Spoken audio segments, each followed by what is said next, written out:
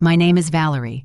I am 34 years old, and my neighbor thought a cease-and-desist order was the perfect way to force me out of our affluent Connecticut suburb. When she snatched the blueprints off my contractor desk, she called my future home a cheap eyesore that ruined the neighborhood. She vowed to display the plans at the homeowners association meeting and tear them up in front of everyone, loudly bragging that she only approved designs from elite firms like Sterling Atelier. What she failed to notice was the signature in the bottom right corner. My husband is the founder of that exact firm, and her little power trip was about to trigger a federal investigation. Before I continue this story, let me know where you are watching from in the comments below. Hit like and subscribe if you love seeing power-hungry neighbors get a heavy dose of reality. The mechanical roar of the excavator grinding into the soil cut out with a sputtering choke. The sudden silence left a ringing in my ears. I lowered my clipboard, brushing a layer of dust from my tailored blazer. My foreman, a seasoned contractor who rarely flinched, took a sudden step back. Marching through the open wrought iron gate was Brenda. As the president of the Westchester Hills Homeowners Association, she wielded her position like a loaded weapon. She wore a pristine tennis skirt and gripped a manila folder so tight her knuckles lacked color. She did not bother with a greeting. She bypassed the construction crew, marched straight up to my makeshift plywood desk, and slapped a piece of paper onto the surface. A formal cease-and-desist order. I did not flinch. I did not ask for an explanation. I picked up the paper, letting my eyes scan the boilerplate legal jargon. For 5 years, I have worked as a commercial zoning and land use attorney. I dismantle complex municipal codes before my morning coffee. Brenda expected a weeping, panicked homeowner. Instead, she got a lawyer reading a poorly drafted document. "Your setback lines violate community guidelines," Valerie Brenda sneered. Her voice carried over the quiet hum of the idling machinery. "You are tearing up the aesthetic of this neighborhood with this cheap eyesore. You have until sundown to fill that hole, or the association will bury you in litigation." I held the paper up to the sunlight. Paragraph 4, Section B of your own bylaws states that architectural reviews must be conducted within 30 days of submission, I replied, my tone flat. I submitted these permits 42 days ago. By default, your failure to respond constitutes an automatic approval under state municipal law. This paper is unenforceable. The foreman suppressed a cough, turning his head to hide a grin. Brenda caught the movement.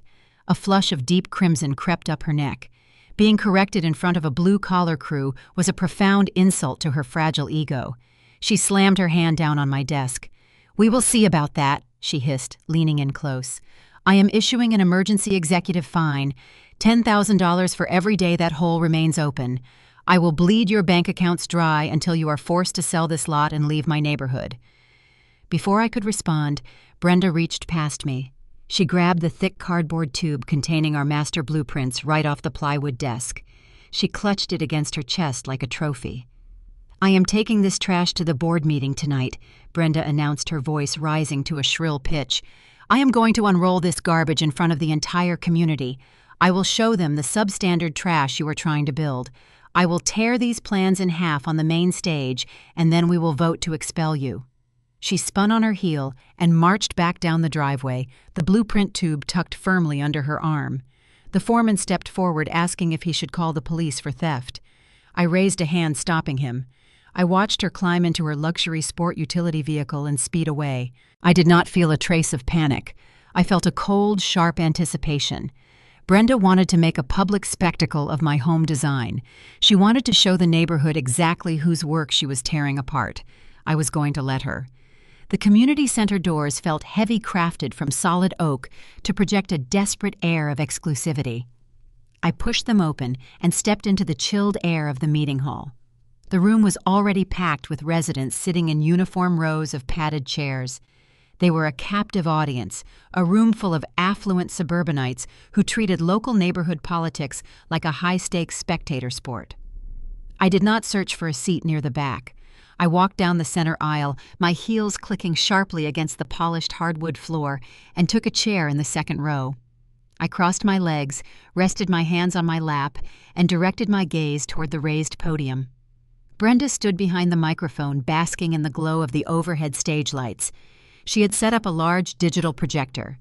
Displayed brilliantly against the white screen behind her was the stolen proprietary blueprint of my future home. The very document she had snatched from my contractor earlier that afternoon.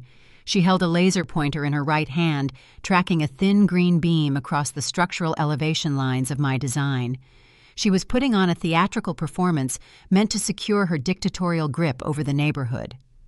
"Look at these sight lines," Brenda mocked into the microphone, her tone dripping with manufactured disgust. The structural flow is entirely disjointed. The modern aesthetic they are attempting to execute here is nothing short of a visual offense. We live in a district defined by classic architectural grace, and this homeowner wants to construct a sterile glass box that will plummet our property values. A murmur of agreement rippled through the audience. The residents nodded, their opinions easily swayed by the woman who controlled their landscaping approvals and paint color permits. Brenda paced across the small stage, energized by the validation of her peers. She paused, placing a hand over her heart, adopting an expression of profound architectural grief. "I spend my weekends reading design digests." Brenda continued, her voice taking on a pretentious lecturing cadence. "I study the masters. I know what true luxury looks like.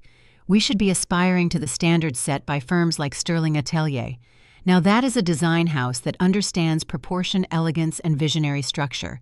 If we allow substandard garbage like this blueprint to be poured into our soil, we are essentially turning our backs on the high society standards we paid millions to uphold."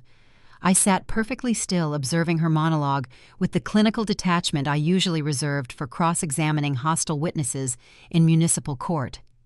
My husband, Julian, is a man who prefers the quiet solitude of his drafting studio to the noisy arena of neighborhood disputes. He is the founder and creative director of Sterling Atelier. He had spent 6 months meticulously designing our home, treating it as a private sanctuary meant to blend cutting-edge sustainability with the natural topography of the Connecticut landscape. Brenda was standing on a stage, publicly worshiping my husband's corporate brand, while simultaneously tearing his personal masterpiece to shreds. The irony was so dense it almost had a physical weight. She lacked the basic industry knowledge to recognize the signature hallmarks of his design, blinded entirely by her need to exert authority over a new resident. I watched her raise her hand, gripping the edge of the physical paper blueprint resting on the podium. She prepared to perform her grand finale. "This design is a mockery of our community guidelines," Brenda announced, her voice echoing through the speakers. "I am calling for an immediate board vote to permanently reject these plans. I move that we tear this garbage up right here and now and formally petition the county to revoke her building permits." She pulled the paper taut, ready to rip it down the middle. I uncrossed my legs and stood up.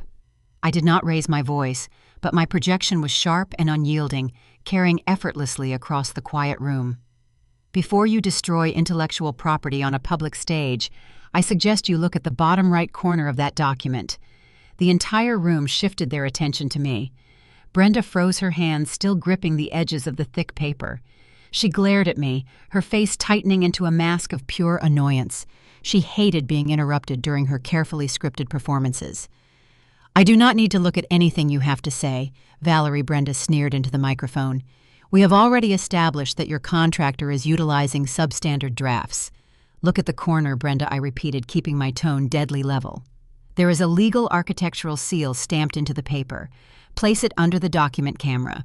If you are going to petition the county, you should at least inform the board exactly whose license you are attempting to revoke." She let out a harsh, mocking scoff, eager to prove my supposed incompetence to the audience. She snatched the paper, marched over to the digital document camera resting on the side table, and shoved the blueprint under the lens. She tapped the control panel, switching the main projector feed from the digital file to the live camera view. "Let us humor the lawyer," Brenda announced, her voice laced with heavy sarcasm. "Let us see what discount draftsman she hired to ruin our street." She slid the paper around until the bottom right corner appeared on the massive screen behind her. The camera focused, sharpening the image of the embossed legal seal and the elegant, fluid ink signature resting just above the designated professional title block.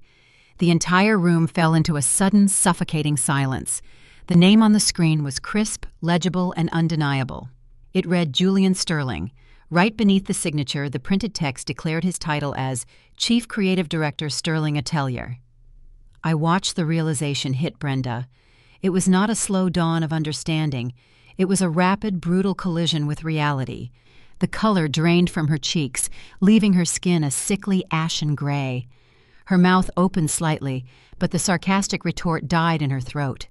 Her eyes darted from the massive screen to the paper under the camera, as if hoping the ink would magically rearrange itself into a different name.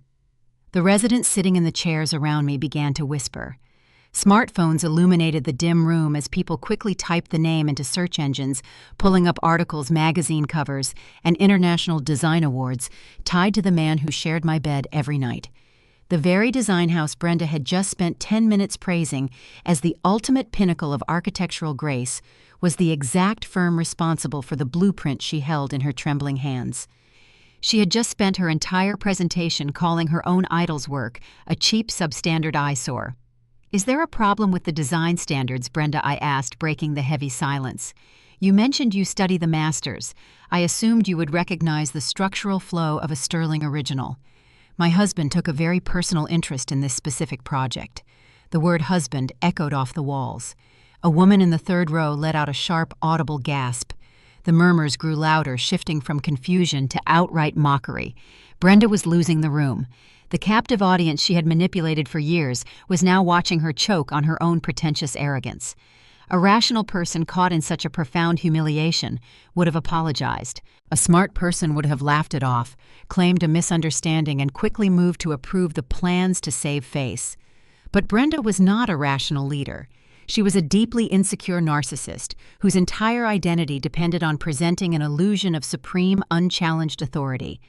Admitting she had unknowingly insulted the very designer she claimed to revere would destroy her social capital forever. Her panic rapidly mutated into a feral, unhinged hostility. She snatched the blueprint out from under the camera lens, her hands shaking visibly. She gripped the edges of the podium, leaning forward, her face flushing a dark, dangerous crimson. "This is a lie!" Brenda shrieked into the microphone. The sudden volume caused feedback to screech through the speakers, making several guests cover their ears. She pointed a rigid, accusatory finger directly at me. "You printed this yourself. You downloaded a fake corporate logo and stamped it onto a discount architectural draft to bypass our review board." I stared at her, genuinely fascinated by the sheer velocity of her delusion. "You are accusing me of forging a professional architectural license on municipal documents?" I asked, clarifying her bizarre claim for the record. "Yes," Brenda yelled, her chest heaving as she doubled down on her fabrication. "Julian Sterling does not design residential infill lots in this zip code. He builds international museums and corporate towers. You are a fraud, Valerie. You forged a federal corporate seal to intimidate this committee. That is a criminal offense." The crowd fell silent again, unsure of how to process the escalating legal threats. I stood my ground, my posture relaxed, refusing to give her the defensive reaction she craved. "You have crossed a very dangerous line tonight," Brenda hissed, stepping away from the podium. "I am not just revoking your building permits. I am contacting the local zoning enforcement authorities first thing tomorrow morning. I am going to have an inspector on your property to confiscate every single piece of unverified material. I will have your site padlocked, and I will see you prosecuted for submitting fraudulent legal instruments to this association." She grabbed her manila folder and stormed off the stage, disappearing through the side exit door, leaving the entire room in a state of suspended shock. The meeting adjourned itself in the chaotic aftermath. I turned and walked calmly toward the main exit, my mind already shifting into a tactical legal mindset. Brenda thought she was protecting her fragile ego by inventing a crime. She had no idea she had just initiated a war with a woman who dismantled property disputes for a living. By threatening to involve corrupt local inspectors to halt my construction, she was moving the battlefield from a petty neighborhood stage to a serious municipal conflict. I pushed the heavy oak doors open and stepped out into the cool night air, ready to let her dig her own grave. The morning sun had barely crested the tree line when the screech of tires tore through the quiet Connecticut suburb. I stood near the edge of my property, holding a cup of black coffee, reviewing a structural manifest on my tablet. My construction crew had just begun unloading a shipment of imported steel beams. A white county municipal truck slammed to a halt directly blocking my driveway. a luxury sports utility vehicle parked sharply right behind it. Brenda stepped out onto the pavement wearing an immaculate cashmere sweater set and a smug, victorious grin. She had not come alone. Accompanying her was a man wearing a wrinkled, ill-fitting polo shirt and a lanyard bearing the county building inspector seal. I recognized him instantly from my years navigating local zoning boards. His name was Marcus. He was a low-level bureaucrat notoriously known among local developers for expediting permits in exchange for envelopes of cash handed across dark restaurant tables. Brenda had clearly called in a favor. Marcus did not bother with formal introductions. He marched straight past my property line, wielding an industrial staple gun and a bright red placard. He stepped up to the temporary wooden barricade securing my foundation and slammed the staple gun against the wood. The sharp metallic crack echoed in the crisp morning air. Red tag. "Stop work order. You need to clear this site immediately," Marcus commanded, puffing out his chest to project an authority he barely possessed. "All construction is halted pending a municipal fraud investigation. Have your men drop their tools and vacate the premises." I took a slow sip of my coffee, feeling the warm liquid counter the chill of the morning. I did not raise my voice or scramble to halt my crew. I simply looked at the placard. A stop work order requires a formal citation of the exact municipal code violation. I stated my tone analytical and flat. Furthermore, halting construction based on alleged fraud requires a preliminary hearing or a direct injunction signed by a superior court judge. You are holding a piece of paper signed by a neighborhood association president. That carries zero legal weight in a zoning dispute. Marcus faltered for a fraction of a second. He was accustomed to intimidating naive homeowners who panicked at the sight of a county badge. He was not prepared for a land use attorney who knew the exact limitations of his municipal jurisdiction. He glanced nervously at Brenda, seeking backup. Brenda stepped forward, her heels clicking on my driveway. She crossed her arms, her eyes gleaming with vindictive delight. "The permits are fraudulent, Valerie," Brenda sneered. "You forged a corporate architectural seal to bypass the review committee. Marcus is here to confiscate the unverified building materials as evidence. We are seizing those steel beams before you try to hide them." My forensic legal training kicked in, categorizing their actions not just as an annoyance, but as a severe violation of the Fourth Amendment. A local building inspector has no legal authority to seize private property without a signed warrant. They were improvising, driven by Brenda's desperate need to assert dominance after her public humiliation the night before. "You touch a single piece of steel on this lot without a federal warrant, and I will personally sue the county for unlawful seizure," I warned Marcus, keeping my gaze locked on his sweating face. "I will subpoena your personal bank records to find out exactly how much she paid you to show up here this morning." Marcus swallowed hard, the color draining from his cheeks. The threat of a financial audit terrified him. To regain his footing and prove his usefulness to Brenda, he pivoted away from the steel beams and marched toward the main scaffolding erected near the foundation trench. "This site is an unverified hazard," Marcus barked, his voice cracking slightly. He raised his heavy steel-toed boot and kicked a primary diagonal brace supporting the scaffolding. The metal frame shuddered. He kicked it a second time, attempting to dislodge the safety pin. "I am shutting this down for public endangerment." The sheer stupidity of kicking a load-bearing support on a live construction site was staggering. My foreman dropped his clipboard, rushing forward to intervene before the structure could collapse. But before anyone could reach Marcus, a low, guttural roar echoed down the suburban street.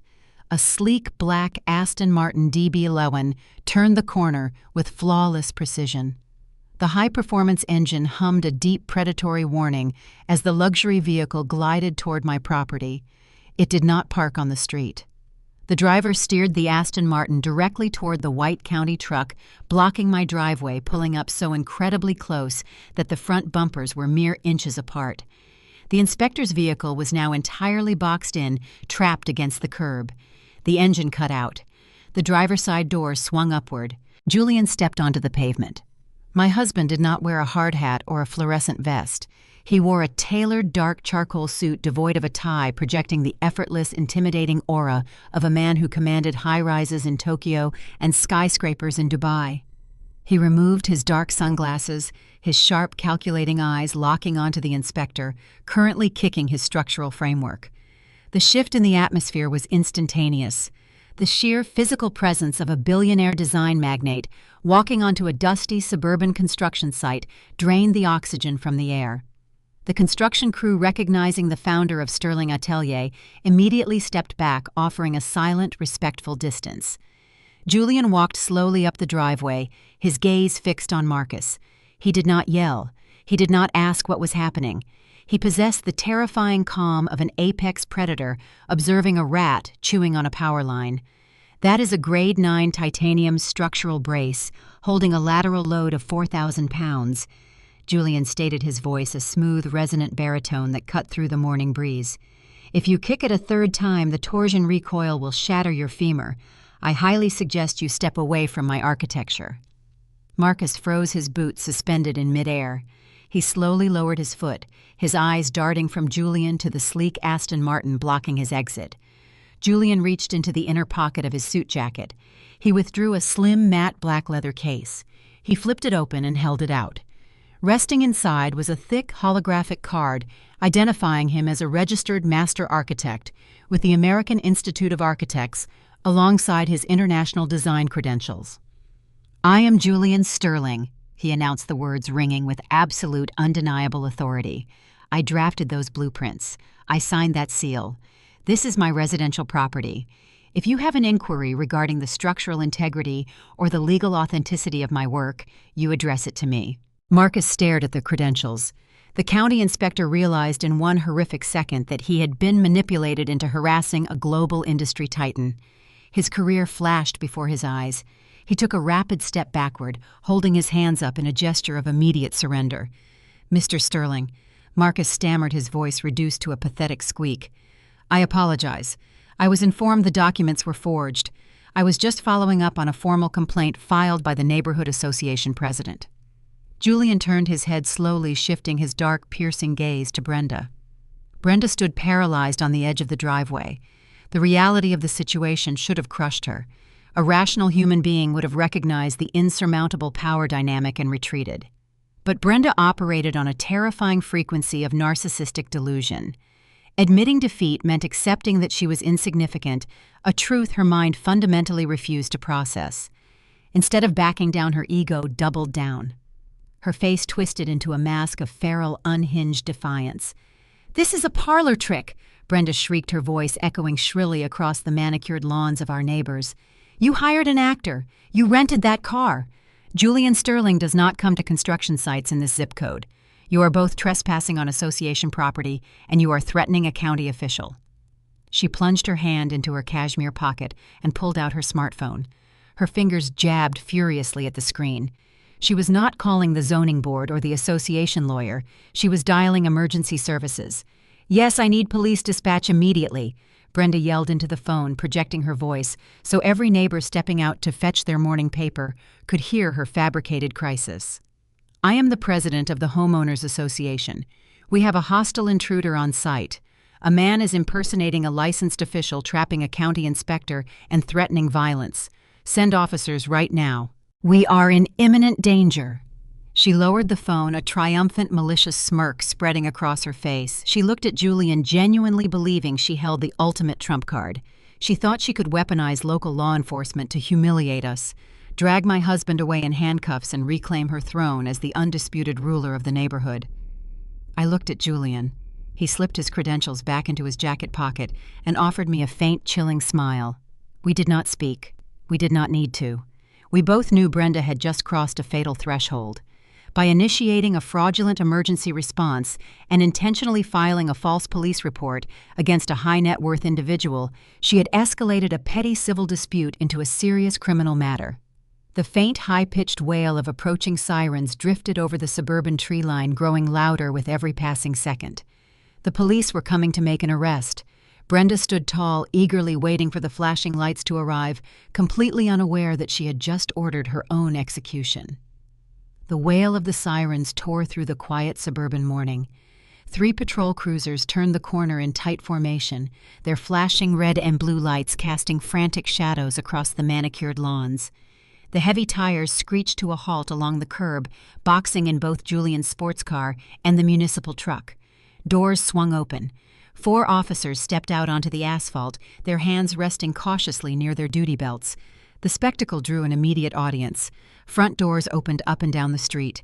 Neighbors in bathrobes and running gear stepped onto their porches holding coffee mugs, their eyes locked on my driveway. Brenda did not waste a single second. The moment the boots of the lead officer touched the pavement, her feral arrogance vanished. She executed a flawless theatrical transformation. Her shoulders slumped. She brought a trembling hand to her mouth, forcing a look of sheer terror onto her face. She rushed toward the ranking sergeant, pointing a shaking finger directly at my husband. "Officer, thank God you are here!" Brenda cried, her voice pitching into a breathless, frantic whine. "That man is an imposter. He trapped our county building inspector. He is threatening us and claiming to be a famous designer to intimidate a government official. I feared for our safety." The sergeant, a seasoned man with graying temples, signaled his team to secure the perimeter. He walked slowly up the driveway, his gaze assessing the scene. He looked at the stalled construction equipment, the red stop-work placard stapled to the wood, and finally at Julian. Julian did not raise his hands in a panic. He did not shout over Brenda to defend himself. He stood beside his car with the relaxed, commanding posture of a man accustomed to navigating high-stakes boardroom negotiations. He waited for the sergeant to approach. "Good morning, Sergeant Julian," said, his tone respectful and steady. The officer stopped a few feet away. "Sir, I need you to step away from the vehicle and hand me your identification. We received a report of an active threat and a hostage situation involving a county employee." Julian reached slowly into his tailored jacket pocket. He retrieved his leather wallet, extracting his driver license. He handed the plastic card to the officer. "My name is Julian Sterling. I am the legal owner of this property alongside my wife, Valerie. The individual standing by the truck is a municipal inspector who arrived without a warrant to confiscate construction materials based on a fabricated complaint." Brenda gasped, stepping out from behind the officers. "Do not listen to him. He is using a fake identity. He is a trespasser." The sergeant held up a hand, silencing her instantly. He examined Julian's license, then looked back up. "Mr. Sterling, the caller claims you are impersonating a licensed architect to obstruct a municipal inspection. That is a serious allegation." "I understand," Julian replied smoothly. He retrieved his smartphone from his pocket. "Fortunately, professional licensing in the United States is not a matter of opinion. It is a matter of federal record." Julian unlocked his screen and navigated to the official secure portal of the American Institute of Architects. This was not a public search engine or a simple website. It was the restricted live verification registry used by state licensing boards and federal contractors. He activated the biometric scanner on his screen. A green checkmark flared, granting him access to his personal executive dashboard. He turned the screen toward the sergeant. The display showed a high-resolution photograph of Julian identical to the man standing in the driveway.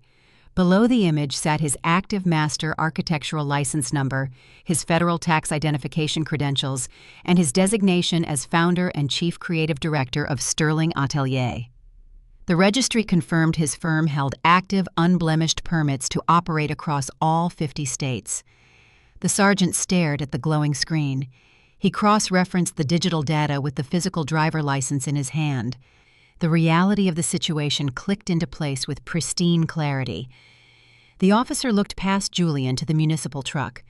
Marcus, the corrupt inspector, had shrunk back against the side of his vehicle, desperately trying to avoid eye contact with law enforcement.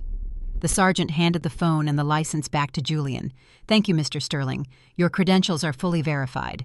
He then turned his attention to Brenda. The shift in the officer's demeanor was palpable.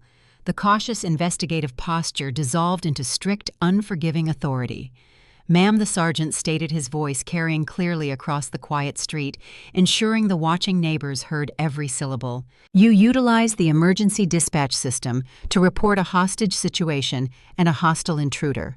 You weaponized police resources to settle a civil zoning dispute regarding your neighbor's residential blueprints." Brenda opened her mouth, her face flushing a deep, ugly magenta. "Officer, you do not understand." He forged a seal. The sergeant cut her off. "I understand that you just committed a misdemeanor offense. Filing a false police report is a crime. Diverting emergency responders away from actual crises because you disagree with a construction project is a severe misuse of public funds. If you ever dial emergency services again to report a fabricated crime on this property, I will not issue a warning. I will place you in the back of my cruiser. Do I make myself clear?" The silence that blanketed the driveway was heavy and profound. The neighbors standing on their porches whispered to one another, witnessing the undisputed ruler of their homeowners association receive a humiliating public dressing down from local law enforcement. Brenda's pristine aristocratic facade shattered into a million jagged pieces. She stood frozen, her manicured hands trembling at her sides, unable to formulate a single coherent response. The sergeant gestured toward Marcus. "Get your truck off this man's driveway. If you have a legitimate code violation, file it through the county courthouse. Do not act as a private enforcer for a neighborhood committee." Marcus scrambled into the cab of his municipal truck, his face pale with panic. He started the engine, threw the vehicle into reverse, and sped away from the curb, abandoning Brenda without a second thought. The patrol cruisers followed shortly after, their lights extinguished, leaving the street bathed in the quiet, crisp morning light. Julian turned to me, offering a subtle nod. The immediate physical threat was neutralized. A rational human being, having just faced the threat of a criminal charge and public humiliation, would have retreated into their home and reevaluated their life choices. But Brenda was not burdened by rationality. Her narcissistic injury was profound. The public exposure of her lies did not induce shame. It ignited a feral, desperate need to regain control and inflict pain. She did not walk away. She stood her ground on the edge of the asphalt, her chest heaving, her eyes burning with a venomous hatred as she glared at me. She realized her intimidation tactics and her corrupt municipal contacts had failed. She needed to deploy a weapon I could not simply brush away with a digital registry. "You think you are so brilliant, Valerie," Brenda hissed, her voice dropping into a dark, serrated whisper. "You think bringing your famous husband out here to wave his credentials makes you untouchable. You forget where you live. You forget whose territory you are standing on." I stepped forward, closing the distance between us. "I am standing on my own deeded property. A property your association holds no legal jurisdiction over when it comes to verified structural design." Brenda let out a sharp, breathless laugh, a harsh sound that scraped against the quiet morning. "You really should read the fine print of the restrictive covenants you signed when you bought this lot, specifically the amendments passed during my tenure." She took a step closer, her posture rigid with newfound malice.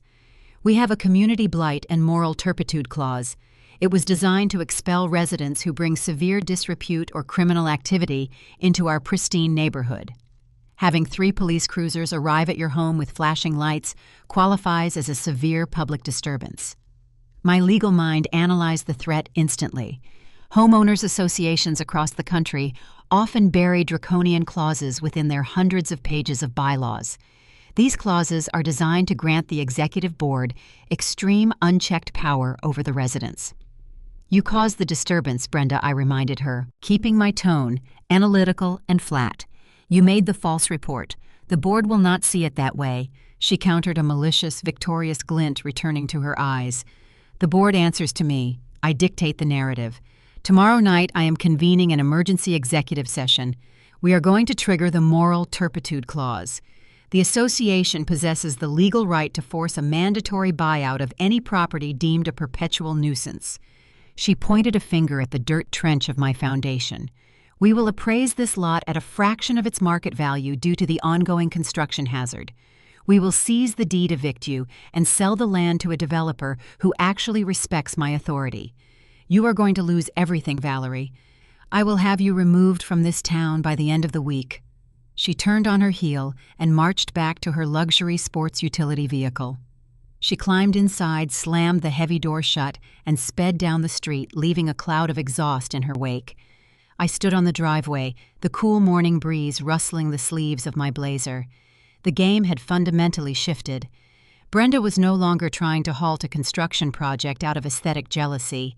She was actively preparing to weaponize the legal framework of the association to execute a hostile forced acquisition of my million-dollar real estate asset. She intended to steal my land using a dictatorial loophole. Julian walked up beside me, his hands resting in the pockets of his trousers. He looked down the empty street, his expression unreadable. "She is attempting corporate theft wrapped in neighborhood bylaws," he noted quietly. I turned and walked toward my home office, my mind shifting into a higher lethal gear. She is about to learn why you never invite a land use attorney to a real estate war. If she wanted to use the association bylaws to steal my property, I needed to know exactly what other secrets those bylaws were hiding in the dark. The heavy oak door of my home office clicked shut, sealing me away from the morning chaos. I turned the brass deadbolt securing the room. The transition from the driveway confrontation to my workspace required a precise mental shift. I was no longer a homeowner defending a construction site. I was a commercial land use attorney protecting a prime real estate asset from a hostile takeover. Brenda had threatened to invoke a moral turpitude clause to force a mandatory buyout of my property. It was a bold dictatorial tactic, but it was also a critical tactical error. People who wield neighborhood bylaws as weapons often forget that those same bylaws leave a permanent auditable paper trail. If Brenda wanted to play a game of legal leverage, she had invited the wrong opponent to the table. I walked over to my custom glass desk and woke up my workstation. My dual monitors flared to life, casting a stark, cool light across the room.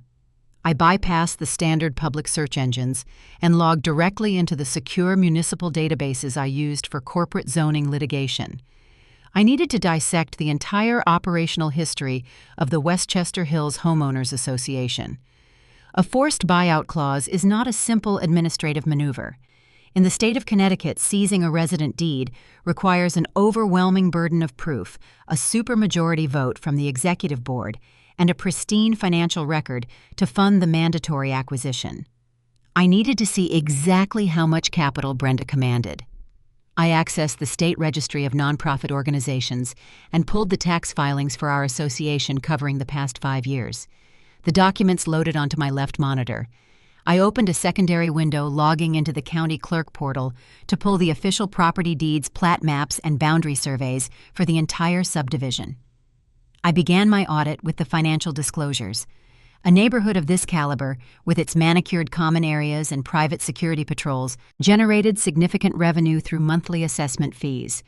The Association Reserve Study, a legally mandated document distributed to residents, annually claimed the community held a robust surplus intended for future infrastructure repairs. I cross-referenced the self-reported reserve study with the actual federal tax filings. The numbers did not align. My fingers paused over the keyboard. I zoomed in on the ledger. The tax documents revealed a catastrophic discrepancy. The association reserve accounts were not robust. They were entirely hollow. The multi-million-dollar safety net had been systematically drained over a period of 36 months. The funds had vanished into a labyrinth of unverified contractor invoices and vague legal consulting fees. Brenda was not preparing to buy my property with association funds. The association was bankrupt. I sat back in my ergonomic chair, analyzing the anomaly. If the treasury was empty, Brenda could not legally execute a mandatory buyout. Her threat on the driveway was a smokescreen. She needed me to abandon the lot voluntarily out of fear and exhaustion. The true motive behind her relentless feral attack on my construction project was still hidden. It was not about aesthetics. It was not about the modern design of Julian's blueprints. I shifted my attention to the right monitor, pulling up the topographical maps and the original subdivision plat filed with the county surveyor. I overlaid Julian's computer-aided design files directly onto the municipal property boundaries. Julian designs with uncompromising precision. Our future home featured a specialized subterranean level requiring a deep reinforced foundation trench that extended to the very edge of our designated property line. Our lot sat on the perimeter of the neighborhood bordering a thick wooded greenbelt. That greenbelt was classified as common area owned collectively by all 200 residents of the association. I zoomed in on the friction point where our foundation trench met the greenbelt. I pulled the most recent satellite imaging data provided by the Municipal Zoning Board. A cold, sharp realization materialized on the screen. The dense tree line of the common greenbelt had been subtly altered. The buffer zone separating our neighborhood from the adjacent commercial highway sector was significantly thinner than the original plat map indicated.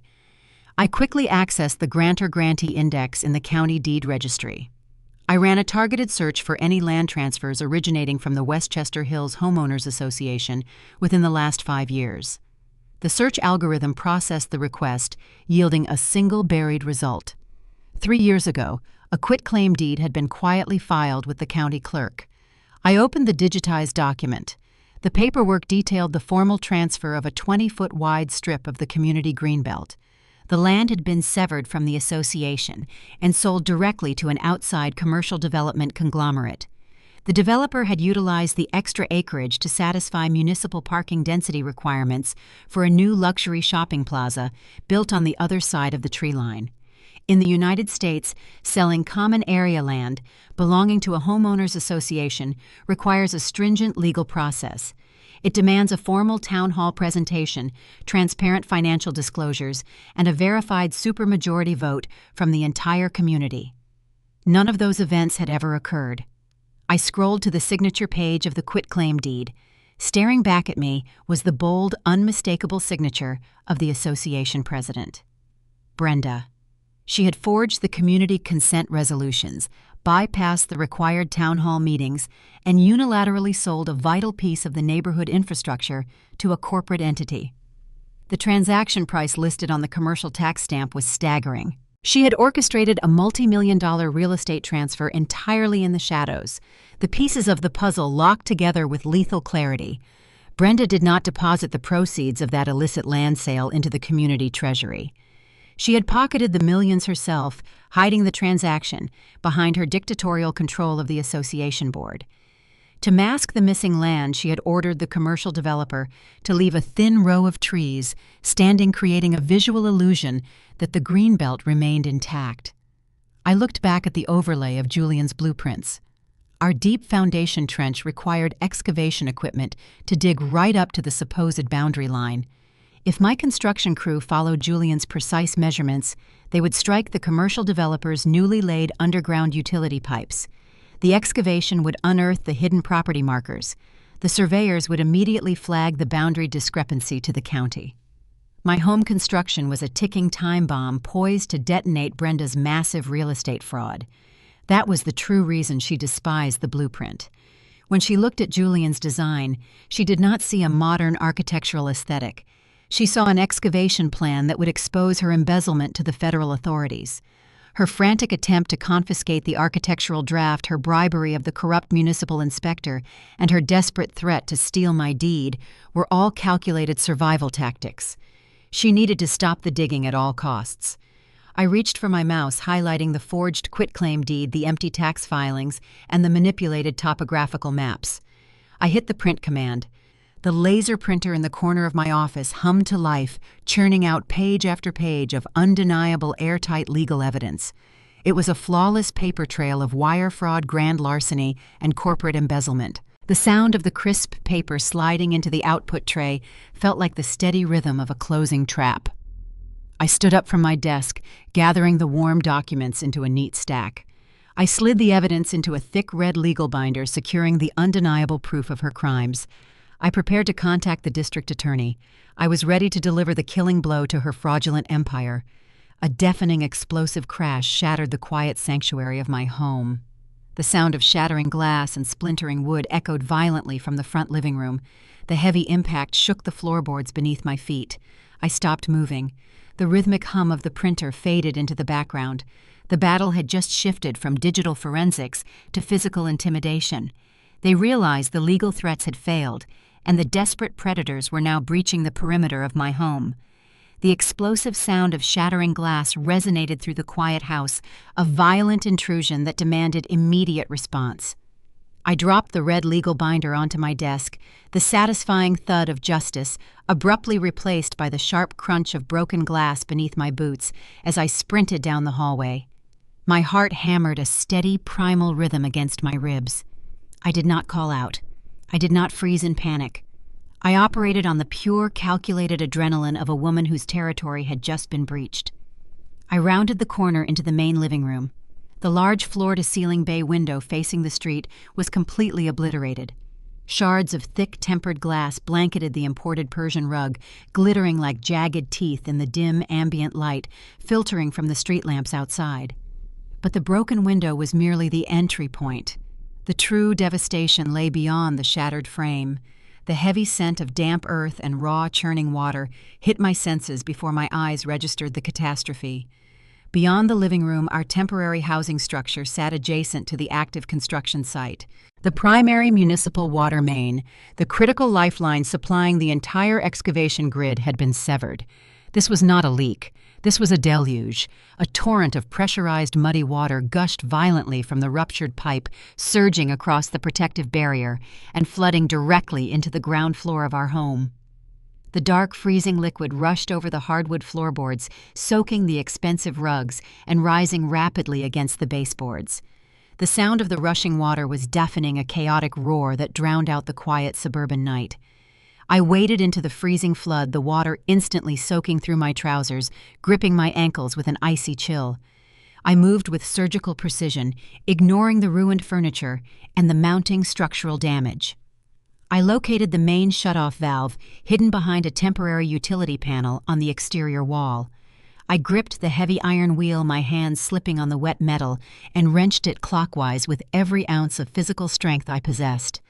The roaring torrent sputtered, choked, and finally died, leaving behind a profound, dripping silence and a living room submerged in 3 inches of muddy ruin.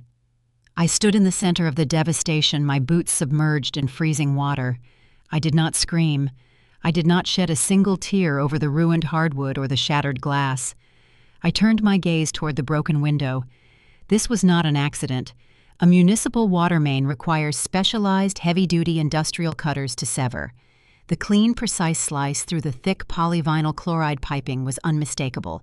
This was a targeted, calculated act of sabotage. Brenda had realized the legal threats were ineffective against a commercial land use attorney, so she had escalated to brute force terrorism. She intended to cripple the construction project financially, forcing us into a lengthy insurance battle that would indefinitely halt the excavation. The sun rose hours later, casting a harsh, unforgiving light across the chaotic debris of my ruined living room. I stood on the edge of the driveway, surveying the damage to the construction grid. The foundation trench Julian had meticulously designed was now a muddy, unstable swamp. A luxury sports utility vehicle glided smoothly down the street and parked directly across from my property line. The driver's side window rolled down. Brenda leaned out, resting her elbow casually against the doorframe. She held a steaming cup of coffee from an expensive local cafe, her face arranged in a mask of manufactured, pitying concern. "Good morning, Valerie," Brenda called out, her voice carrying a sickeningly sweet melodic lilt. "I heard the commotion last night. It looks like you suffered a catastrophic plumbing failure. I warned the board that your discount contractors were utilizing substandard materials." She took a slow sip of her coffee, her eyes scanning the flooded trench and the shattered living room window. "This is exactly why the association requires strict oversight." She continued, her tone shifting into a sharp, threatening cadence. "An incident of this magnitude constitutes a severe environmental hazard to the entire neighborhood. I am drafting a formal report to your insurance provider this morning. I will ensure they understand this was a result of gross negligence on your part. They will undoubtedly cancel your policy, and the county will permanently revoke your building permits. You really should have just walked away when I gave you the chance."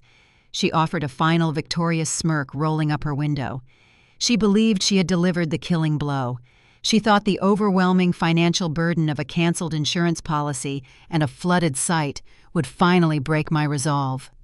She assumed she was standing on the precipice of total victory, securing her stolen real estate empire by drowning the only person capable of exposing her.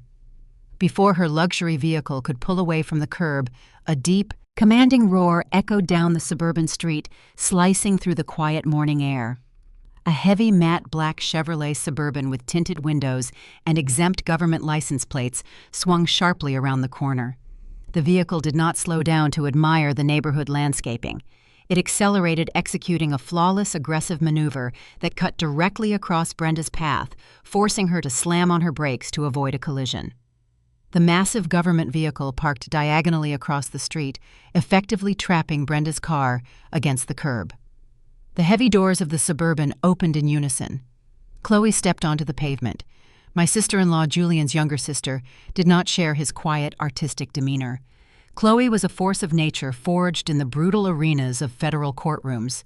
As an African-American federal prosecutor specializing in high-level financial crimes and organized racketeering, she operated with a terrifying, unyielding intensity. She wore a razor-sharp, tailored navy suit, her posture radiating absolute, uncompromising authority. She did not glance at Brenda. She did not offer a polite suburban greeting. She bypassed the luxury vehicle entirely, her sharp gaze locking onto the shattered window and the flooded construction site. Chloe approached me, pulling a pair of blue nitrile forensic gloves from her jacket pocket. She snapped them onto her hands with a crisp, professional efficiency. "Julian called me at dawn." Chloe stated, her voice a low, resonant baritone that commanded immediate attention. "He mentioned a localized flooding incident. Looking at the blast radius, this is not a plumbing failure, Valerie. This is a deliberate breach of critical infrastructure." I nodded, gesturing toward the main utility panel. The main line was severed cleanly. Someone used industrial pipe cutters. Chloe stepped over the yellow caution tape, her expensive heels sinking slightly into the mud. She bypassed the superficial damage and walked directly to the source of the rupture. She knelt beside the severed polyvinyl chloride pipe, her sharp eyes scanning the muddy ground beneath the valve. Criminals who operate out of desperation always leave a signature. Chloe murmured, her gloved hands sifting through the thick mud. They rush the execution. They focus on the destruction, not the extraction. She paused, her fingers closing around a heavy metallic object half buried in the sludge. She lifted it into the morning light. It was a jagged, broken piece of a heavy-duty ratcheting pipe cutter.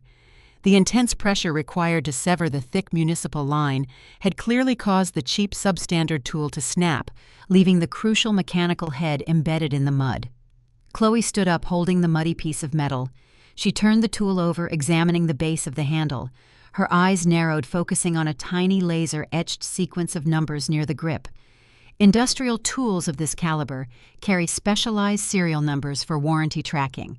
Chloe explained, her voice carrying a lethal analytical edge. She pulled a secure encrypted smartphone from her inner pocket.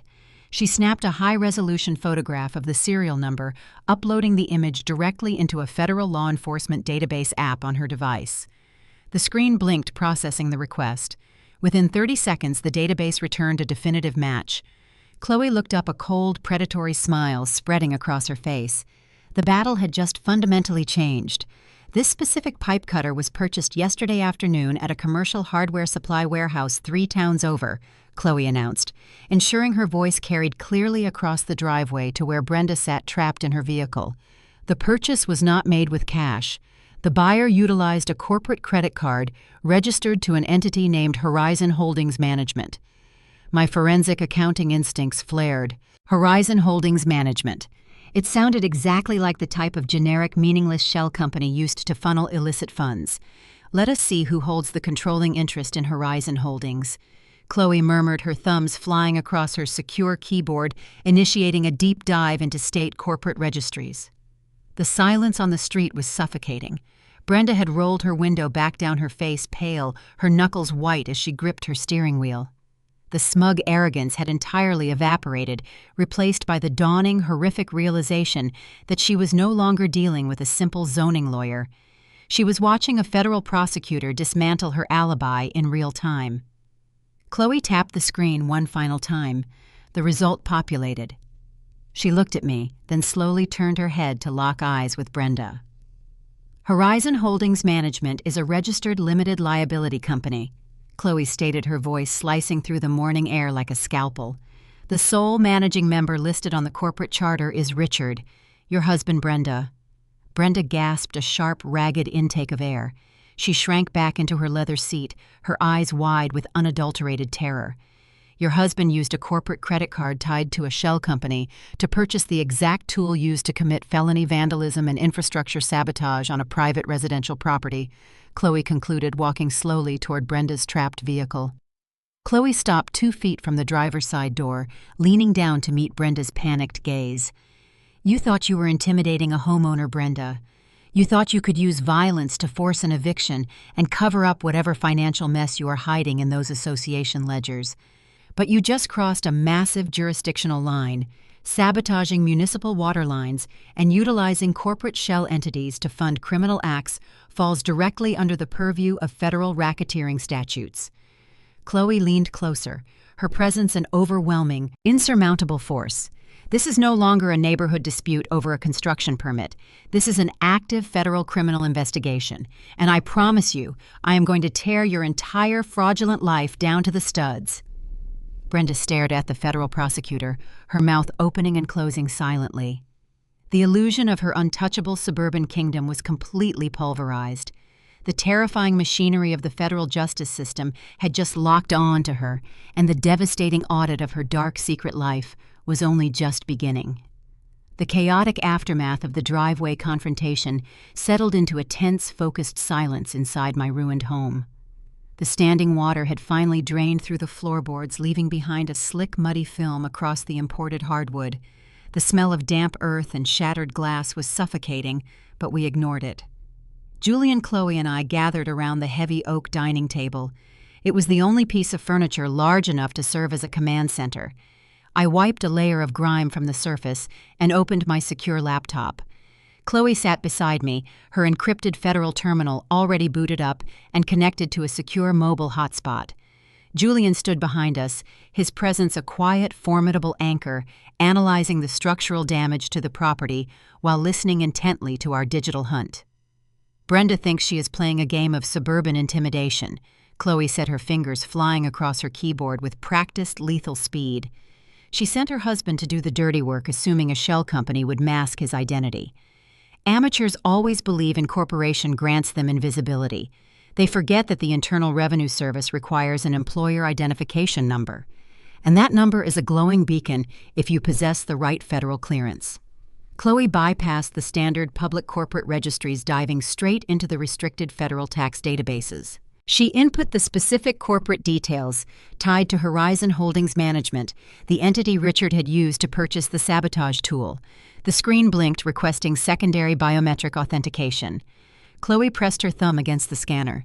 The system granted access, unfolding the hidden financial architecture of Richard's life. "Let us see what your husband is actually managing," Brenda Chloe murmured, her dark eyes scanning the cascading rows of data. The initial tax filings for Horizon Holdings appeared mundane, detailing minor consulting fees and vague logistical expenses. It was the standard camouflage for a front company. But federal prosecutors do not stop at the surface ledger. Chloe deployed a secondary financial tracking algorithm designed specifically to trace outbound international wire transfers flagged by the Financial Crimes Enforcement Network. The algorithm chewed through the data for 40 agonizing seconds. The silence in the dining room was broken only by the hum of the processors. Then the screen lit up with a series of severe, glaring red alerts. Chloe leaned forward, her jaw tightening. The smug satisfaction of uncovering a minor corporate fraud vanished, replaced by the grim realization of a massive, organized criminal liability. "Horizon Holdings is not a consulting firm," Chloe stated, her voice dropping into a cold clinical register. "It is a funnel. Richard has been utilizing this shell company to systematically bleed cash out of domestic accounts and wire it directly to a series of heavily encrypted offshore entities located in Macau and the Cayman Islands." I leaned closer, my land use attorney instincts pivoting seamlessly into forensic analysis. "What kind of entities?" "These are known receiving accounts for international unregulated gambling syndicates," Chloe explained, highlighting the massive outgoing transfers. "Richard is not a businessman. He is a degenerate high-stakes gambler operating deep within the shadow economy. And according to these flagged transfer deficits, he is losing spectacularly." She isolated the aggregate debt column.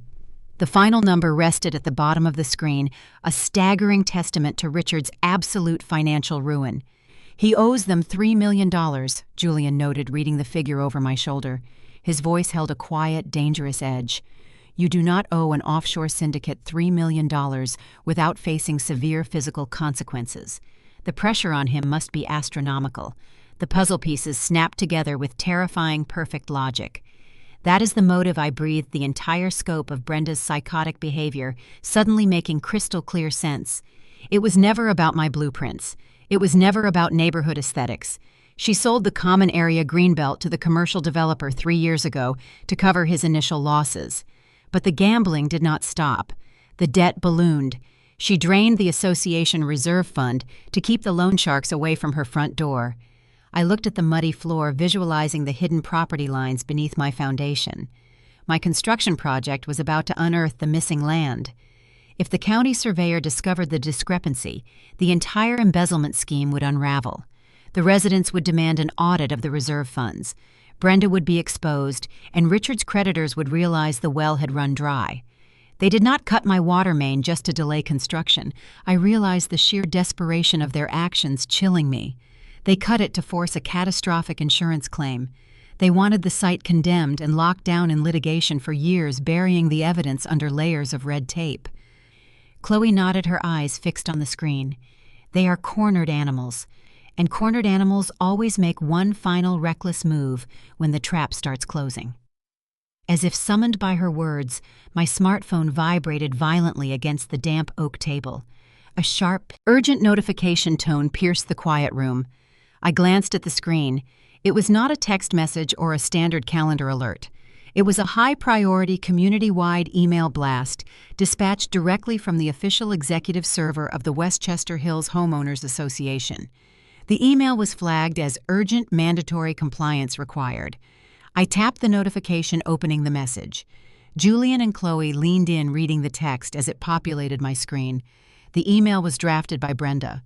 The tone was completely hysterical, dripping with manufactured panic and dictatorial authority. Dear residents, the email began, "It is with profound regret and deep concern for our community safety that I must inform you of a catastrophic structural emergency.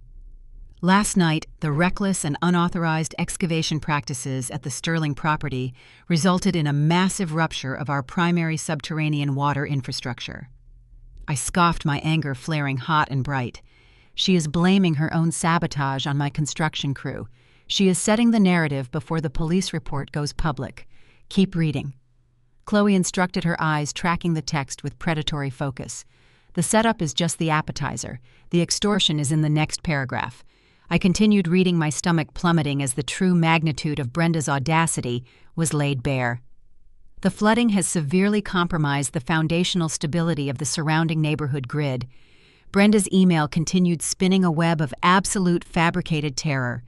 County engineers have advised that without immediate massive infrastructural reinforcement, several adjacent properties face imminent risk of sinkhole collapse. To mitigate this unprecedented disaster, the Executive Board has voted unanimously to activate the Emergency Special Assessment Protocol outlined in Section 9 of our bylaws. I stopped breathing. The Emergency Special Assessment Protocol was a nuclear option, a clause designed for literal acts of God, like tornadoes or earthquakes. It bypassed the standard resident voting procedures, granting the president unilateral authority to demand immediate massive cash infusions from the homeowners. Effective immediately, the email concluded every registered household within the Westchester Hills Association is mandated to remit an emergency payment of $50,000. Funds must be wired directly into the specified municipal repair trust account within 48 hours. Failure to comply will result in immediate daily fines, suspension of community privileges, and the initiation of rapid foreclosure proceedings against your property deed. We must act decisively to save our neighborhood from the destruction caused by the Sterling family. The silence that followed was absolute. She just weaponized my flooded living room to extort the entire neighborhood. Julian stated, the sheer disbelief evident in his voice. She is demanding $50,000 from 200 households. That is $10 million. I calculated, my mind racing through the financial implications. The reserve funds are gone. The Greenbelt money is gone. Richard owes the syndicate $3 million. She is using this fabricated emergency to extract $10 million in raw liquid cash from the residents under the threat of foreclosure. Chloe stared at the routing number provided at the bottom of the email. She quickly typed the sequence into her federal terminal, running a rapid trace on the receiving account. Her screen flashed. The result was not a local municipal repair fund. "This routing number does not belong to a domestic contractor escrow account," Chloe announced, her voice turning to pure ice. "It routes directly to a numbered anonymous holding account in the Cayman Islands. The endgame was officially in motion." Brenda did not intend to repair a single cracked pipe. She intended to incite mass panic, force 200 terrified families to empty their savings accounts, funnel the $10 million into an untraceable offshore haven, and vanish before the weekend was over. She was planning to abandon her home, her reputation, and her neighbors, leaving them, holding the bag for a fabricated disaster, while she and Richard fled the country to escape his gambling debts. She is going to take the money and run, I said, the reality of her massive heist settling over me. And she is using my name as the scapegoat to justify the extortion. My phone began to vibrate relentlessly. Incoming calls from panicked neighbors flooded my screen. Text messages popped up in rapid succession, a chaotic mix of terror and misdirected anger. The residents believed the email. They believed my construction had jeopardized their homes, and they were terrified of losing their properties to Brenda's aggressive foreclosure threats. The neighborhood was descending into absolute orchestrated hysteria. Chloe stood up, snapping her laptop shut. The time for digital forensics is over. This is an active multi-million-dollar wire fraud conspiracy happening in real time.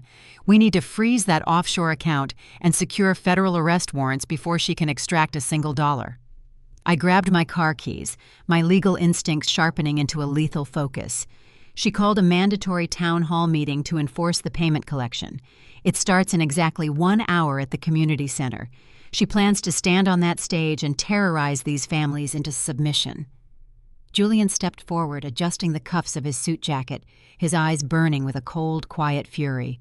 Then we are going to that meeting. We are going to let her take the stage, and then we are going to dismantle her entire fraudulent existence in front of the very people she is trying to rob. The battle lines were drawn.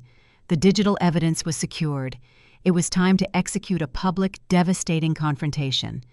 The community center parking lot was overflowing. Luxury sedans and sports utility vehicles parked haphazardly on the manicured grass medians. The atmosphere outside the building felt less like a neighborhood gathering and more like the frantic, disorganized staging area of a natural disaster evacuation. Residents clustered in small, agitated groups, their voices carrying the sharp, jagged edge of genuine panic. The $50,000 emergency assessment had successfully triggered a profound collective terror. I parked my car near the exit, leaving the engine running for a fraction of a second to steady my breathing. Julian sat beside me, his profile carved in stoic, unyielding granite. Chloe had remained at the flooded house, coordinating directly with her federal task force to initiate the wire fraud tracking protocols. Julian and I were stepping into the lion's den alone, tasked with holding the line until the federal snare was fully armed. We walked through the heavy double doors of the community hall. The chaotic roar of 200 terrified homeowners hit me like a physical wall. The room was packed beyond capacity. People were standing in the aisles, leaning against the walls, clutching printed copies of Brenda's extortion email. Brenda stood at the center of the raised stage, flanked by 3 burly men wearing dark polo shirts and intimidating scowls. These were not familiar faces from the neighborhood. They did not belong to the landscaping committee or the neighborhood watch. They were hired muscle, a private security detail Brenda had brought in to enforce compliance and crush dissent. I moved down the center aisle, Julian following closely. As we navigated the dense crowd, the murmurs shifted. Heads turned.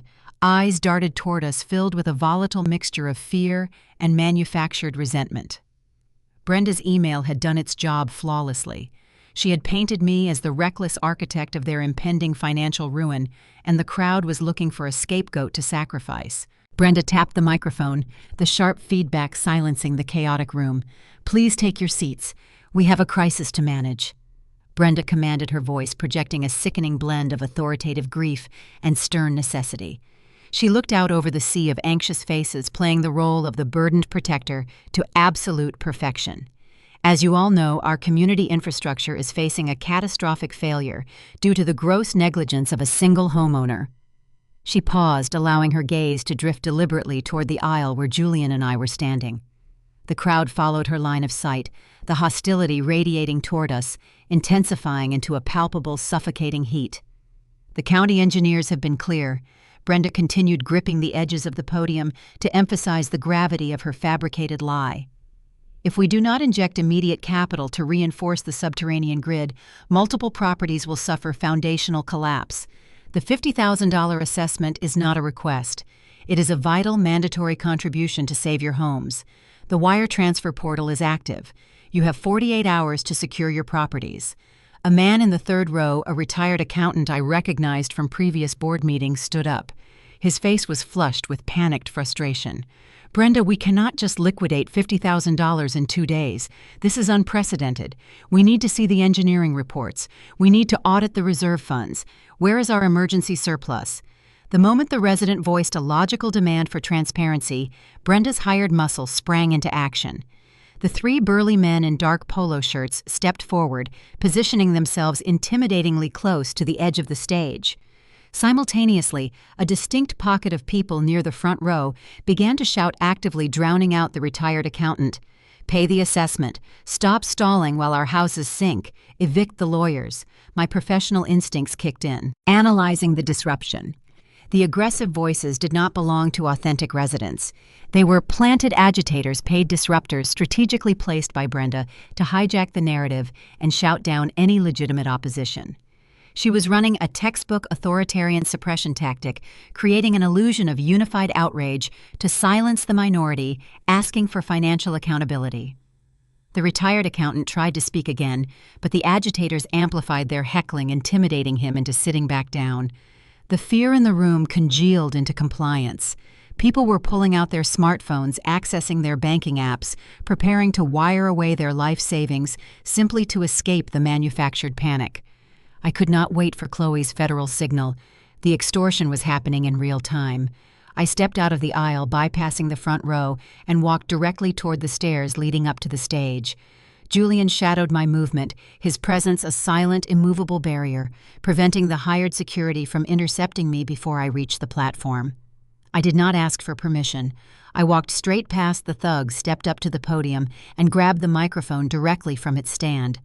Brenda recoiled, her eyes widening in genuine shock at my brazen intrusion. She instinctively reached out to snatch the microphone back, but I pivoted smoothly out of her reach, bringing the device to my lips. "There are no engineering reports," I announced, my voice slicing through the frantic noise of the hall, crisp and unyielding. "The county has not issued a foundational collapse warning. The flooding on my property was not a construction accident. It was a deliberate act of vandalism executed with a tool purchased by the husband of your association president." A collective gasp rippled through the crowd. The planted agitators hesitated momentarily, stunned by the sheer velocity of my counterattack. I had the room's attention, and I intended to detonate the truth. "Do not wire a single dollar to that account," I commanded, scanning the faces of my terrified neighbors. "The routing number provided in that email does not belong to a municipal repair trust. It routes directly to an anonymous holding account in the Cayman Islands. Your president is not saving your homes. She is attempting to extract $10 million to flee the country and cover her husband's offshore gambling debts." The ballroom erupted into chaos. Genuine residents stood up shouting demands for answers, their fear instantly transforming into righteous fury. The facade of Brenda's controlled crisis was fracturing under the weight of hard, undeniable facts. Brenda panicked. Her face contorted into an ugly, desperate mask of rage. She abandoned the microphone and lunged toward the main audiovisual control panel mounted on the side wall of the stage. She frantically flipped a series of heavy switches. A loud, piercing screech of static tore through the speakers, forcing everyone to cover their ears. My microphone went completely dead. Brenda grabbed a secondary wireless microphone, ensuring she was the only one who held the power of amplification. "Do not listen to a word this woman says," Brenda shrieked over the system, her voice shrill and unhinged. "She is a liar. She is trying to deflect blame because her reckless construction ruined our neighborhood. She is the enemy." Brenda pointed a shaking, manicured finger directly at my face, utilizing the ultimate weapon of fear to reassert her dominance over the panicked crowd. "Anyone who refuses to pay the assessment by the deadline will face immediate consequences." Brenda threatened, leaning into her microphone. "I will invoke the emergency delinquency clause. The association will place immediate liens on your properties, and we will initiate rapid foreclosure proceedings. If you side with her, you will lose your home." The threat of losing their homes, broadcast over a booming sound system, paralyzed the genuine residents once again. The planted agitators resumed their aggressive chanting, reinforcing the atmosphere of inescapable compliance. I stood on the stage, the dead microphone useless in my hand, entirely isolated in a sea of manipulated hysteria. Brenda had successfully cut my voice, relying on brute force intimidation to secure her multi-million-dollar heist. I did not break my stoic composure. I looked at Brenda, refusing to offer her the satisfaction of a panicked reaction. I lowered the dead microphone and took a slow, calculated breath, preparing to rely on Julian to escalate the physical confrontation if her hired thugs made a move. Suddenly, my smartwatch vibrated violently against my wrist. I glanced down at the small, glowing screen. It was a high-priority encrypted text message from Chloe. The words illuminated the dark interface, delivering a piece of information so catastrophic it momentarily stalled the blood in my veins. Target escalated timeline. Found county clerk filing. Brenda secretly petitioned for expedited foreclosure on your property using a forged delinquency affidavit. Corrupt judge approved it 10 minutes ago. Mandatory county auction set for Friday morning at 9:00 a.m. They are stealing your deed before we can secure the federal warrants. I stared at the tiny digital text, the reality of their ruthless strategy crashing down upon me. Brenda was not just trying to silence me at a town hall meeting. She had utilized her corrupt connections within the local municipal court system to bypass the standard months-long foreclosure protocols. She had fabricated a delinquency report, bribed a judge, and secured an expedited auction order. By Friday morning, my multi-million-dollar property would be legally seized and sold to the highest bidder on the courthouse steps. They intended to strip me of my assets, evict me from my own land, and execute their international escape long before Chloe's federal task force could navigate the bureaucratic red tape required to freeze the offshore accounts. They had recognized the threat I posed, and they had decided to completely eradicate my existence before I could speak another word. The timeline had just compressed from weeks into a terrifying 48-hour countdown. I looked up from my watch, my eyes locking onto Brenda. She was still ranting into her microphone, basking in the terrified compliance of the crowd, completely unaware that I had just intercepted her kill shot. I did not need to shout over her fabricated noise anymore. I dropped the dead microphone onto the wooden stage, turned my back on the hysterical president, and walked down the stairs. I grabbed Julian's arm, signaling an immediate tactical retreat. We pushed through the heavy double doors of the community center, leaving the chaotic extortion rally behind us. We had a courthouse to conquer, a corrupt judge to blindside, and a multi-million-dollar federal trap to spring before the gavel struck on Friday morning. The harsh fluorescent lighting of the county courthouse felt particularly abrasive after a sleepless night analyzing legal statutes. It was Thursday morning. I had exactly 24 hours before my property was scheduled to be auctioned off on the front steps of this very building. The clock was a physical weight bearing down on my shoulders as Julian and I navigated the bustling corridors toward the civil litigation chambers. I held a thick manila folder containing an emergency motion for a temporary restraining order. It was a flawless legal document detailing the fraudulent nature of the homeowner association delinquency affidavit and requesting an immediate stay of the foreclosure proceedings. Any impartial judge would review the evidence note, the alarming acceleration of the auction timeline, and grant the injunction pending a full evidentiary hearing. We entered the assigned courtroom. The space was mostly empty, the heavy oak pews waiting for the day's docket. We approached the plaintiff's table. The heavy door behind the bench swung open. The presiding judge, an older man with a ruddy complexion and an air of perpetual annoyance, took his seat. I recognized him instantly from profiles in local political magazines. Honorable Arthur Sterling. He was a fixture in county politics, a man who built his career on protecting the interests of the affluent suburban elite. I stepped up to the podium, projecting the confident, respectful demeanor required in a courtroom. Good morning, Your Honor. Valerie Sterling, representing myself and my husband, Julian Sterling. We have filed an emergency ex parte motion for a temporary restraining order to halt an expedited fraudulent foreclosure auction scheduled for tomorrow morning. Judge Sterling barely glanced at the comprehensive motion I placed before the clerk. He flipped the cover page, scanning the text with an undeniable lack of interest. He did not read the supporting evidence outlining Brenda's forged documents. I see the Westchester Hills Homeowners Association filed the delinquency affidavit, Judge Sterling noted, leaning back in his high-backed leather chair. He adjusted his reading glasses, fixing his gaze on me. The association is claiming significant structural endangerment and a refusal on your part to comply with a mandatory emergency assessment. I maintained my composure despite the sinking feeling in my stomach. Your Honor, the assessment is a fabricated pretense. The association president forged the delinquency records to execute a hostile seizure of our property in under 48 hours, entirely bypassing the statutory 90-day notification period mandated by state law. The judge let out a short dismissive sigh. Ms. Sterling community associations possess broad discretionary powers to protect the collective interests of their residents. If the executive board determines an immediate financial intervention is necessary to prevent infrastructure collapse, the court is highly reluctant to interfere with their administrative authority. He closed the folder, resting his hand flat on top of my meticulous legal work. Furthermore, Judge Sterling continued, his tone shifting from dismissive to firmly biased. I am personally familiar with the leadership of Westchester Hills. Richard and his wife run a tight ship. They maintain the standards that make this county desirable. I find it highly improbable they would initiate an expedited foreclosure without substantial verified cause. The realization hit me with the force of a physical blow. He was not acting as an impartial arbiter of the law.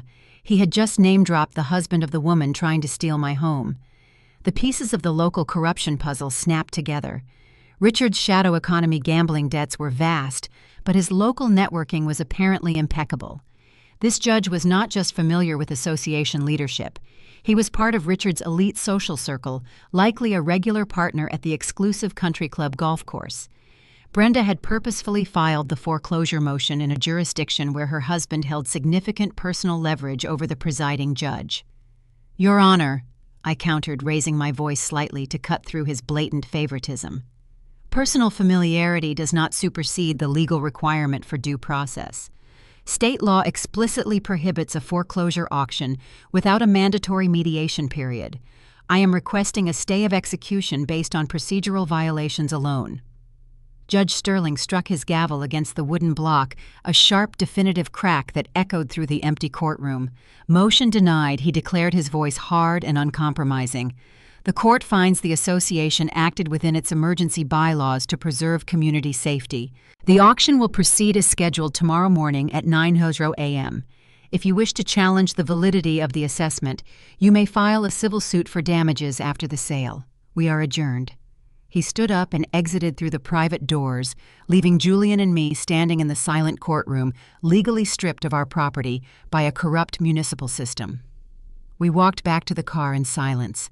The local judicial system was a dead end.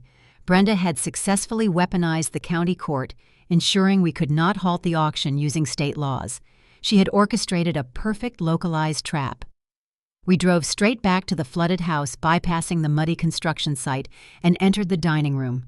Chloe was already there, pacing the floor, her phone pressed to her ear. She was deep in a heated conversation, speaking in the rapid, coded language of federal law enforcement. She ended the call, slamming her smartphone down onto the oak table with a frustrated curse. They bought the judge, I stated, dropping my useless legal folder next to her phone. He denied the injunction. He literally cited his personal relationship with Richard as justification for upholding the auction. They are stealing the house tomorrow morning. Chloe let out a dark, bitter laugh, resting her hands on her hips. Of course they bought the judge. Local courts are a cesspool of golfing buddies and campaign donations. You cannot win a financial war in a county courthouse when the opponent owns the referee. She pointed a finger at the blank monitor of her federal terminal. I just got off the phone with the primary director of the Financial Crimes Enforcement Network. Chloe explained, her voice tight with urgency. I requested an emergency freeze on Brenda's offshore Cayman account based on our digital tracking of the stolen association reserve funds. And Julian asked, his arms crossed over his chest, his expression grim. And they denied the request, Chloe replied, striking the table with her palm. The director stated that while the local embezzlement is suspicious, the movement of funds between domestic shell companies does not meet the immediate threshold for a unilateral federal freeze without a grand jury indictment. The bureaucratic red tape takes weeks to navigate. I stared at her, the reality of our timeline crashing down. We do not have weeks. We have less than 24 hours before my deed is transferred to a stranger on the courthouse steps. If we lose the house, she wins. She liquidates the asset, takes the $10 million from the terrified neighbors, and vanishes. Chloe nodded, her jaw set in a rigid line of fierce determination. Exactly. The local law is corrupt and the federal law is too slow. Therefore, we have to bypass both. We have to force Brenda to trigger a jurisdictional override that grants the FBI and the IRS immediate unilateral authority to execute an arrest and seize assets without waiting for a grand jury. How do we do that? I asked, my analytical mind shifting to seek a new angle of attack. We need an undeniable, irrefutable act of federal wire fraud committed directly against a targeted victim, Chloe stated, outlining the tactical requirements. It cannot be her moving her own stolen money around. She has to actively, knowingly accept a massive electronic transfer of funds across state lines under false pretenses. If she executes a fraudulent wire transfer originating from a monitored domestic account, the FBI can initiate an immediate warrantless seizure under the Racketeer-Influenced and Corrupt Organizations Act. She needs to commit a fresh felony on a federally monitored wire, Julian summarized, grasping the architecture of the trap. But why would she accept a wire transfer from us, I reasoned, identifying the flaw in the plan. She hates me. She wants to destroy me. She knows I am fighting the foreclosure. If I offer her money, she will suspect a trap. She will just wait for the auction tomorrow and take the property legally through her corrupt judge. Chloe looked at me, a cold, predatory smile slowly spreading across her face. It was the smile of a prosecutor who had just found the perfect psychological vulnerability in a suspect. She will accept the money because you are not going to offer it as a settlement. Valerie, Chloe explained, her voice dropping to a chilling, calculated whisper. You are going to offer it as a surrender. Chloe walked around the table, tapping her finger against the printed copy of Brenda's extortion email. Brenda is a textbook narcissist. Chloe continued dissecting the psychological profile of our enemy. Narcissists do not just want to win, they demand absolute humiliating submission from their victims. She wants to see you broken. She wants you to crawl to her door, admit defeat, and beg for mercy. I felt a cold realization settle into my bones. You want me to play the victim. You want me to go to her house and beg her to call off the auction. I want you to offer her a bribe so massive, so incredibly lucrative, that her unchecked greed completely overrides her paranoia. Chloe confirmed, laying out the parameters of the psychological snare. You will tell her you are desperate to save your husband's architectural masterpiece.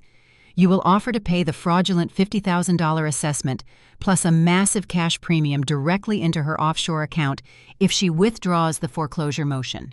She will take the money I predicted, understanding the exact nature of Brenda's avarice. But she will not withdraw the motion. She will take my cash today and still auction my house tomorrow. Exactly. Chloe agreed, her eyes gleaming with lethal anticipation. And the moment she accepts that monitored wire transfer with the explicit intent to defraud you, she commits the perfect, undeniable act of federal wire fraud. We trap her in her own greed. The plan was a masterpiece of psychological manipulation. It required me to swallow my pride, abandon my aggressive legal posture, and walk directly into the home of the woman who had terrorized my life.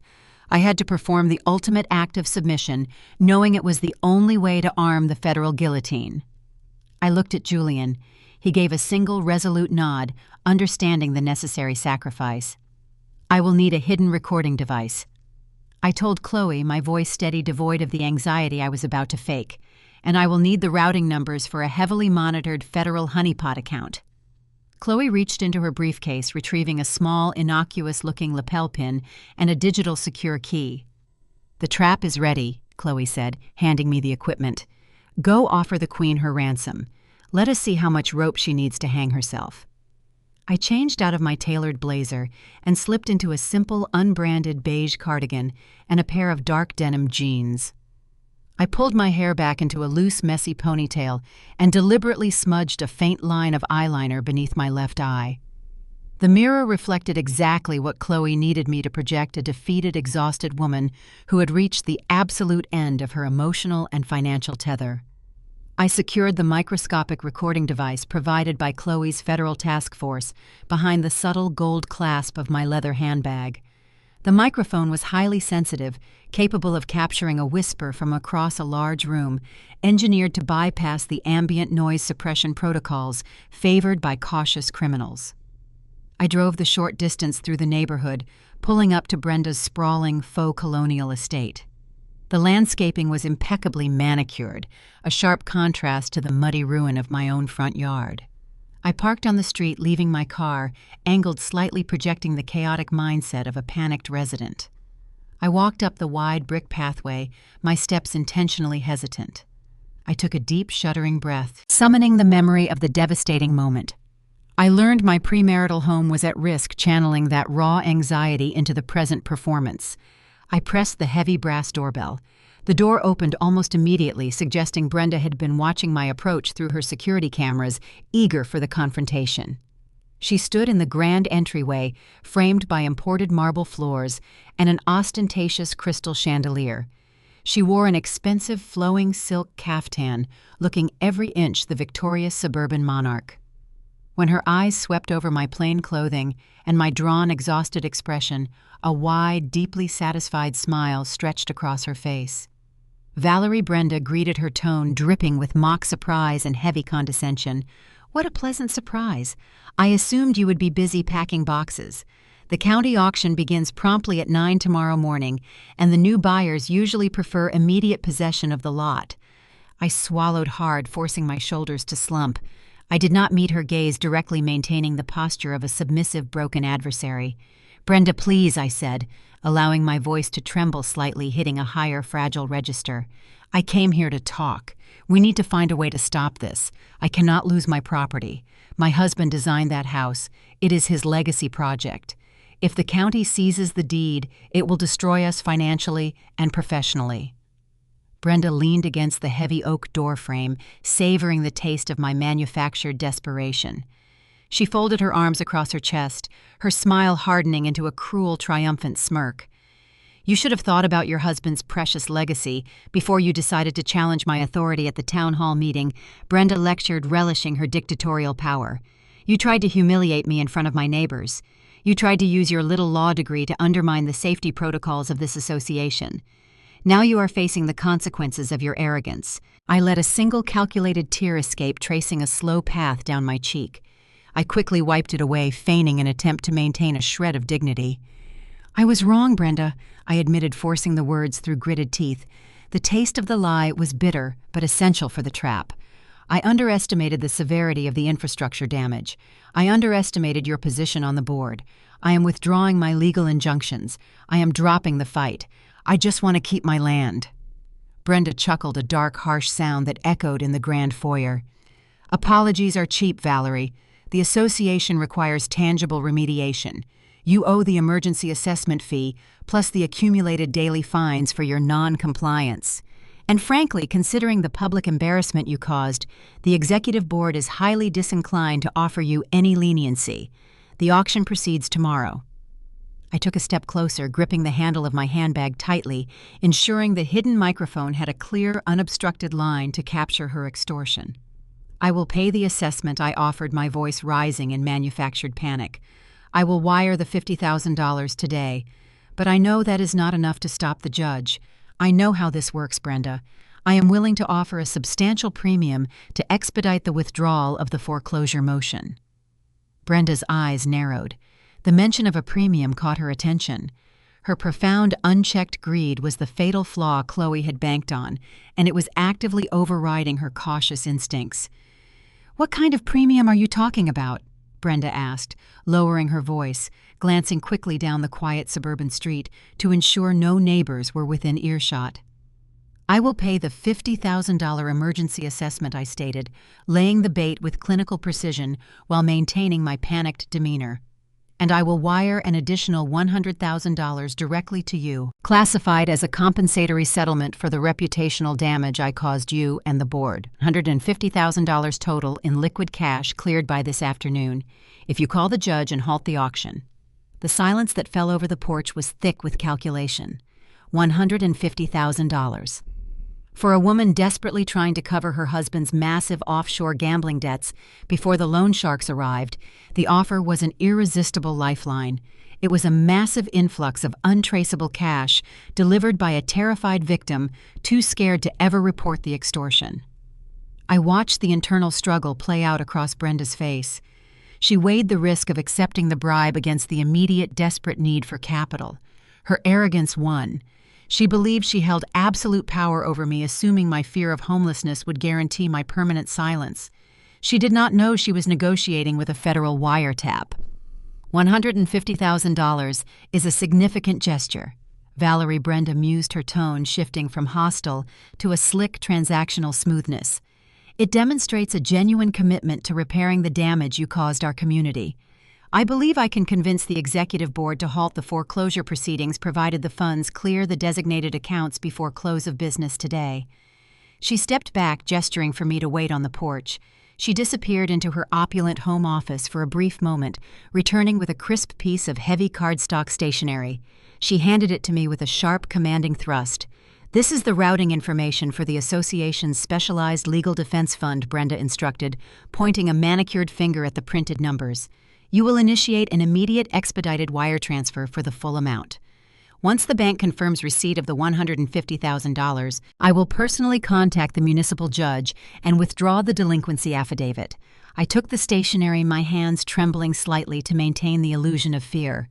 I looked down at the routing sequence and the designated SWIFT code. My forensic accounting training instantly deciphered the numbers.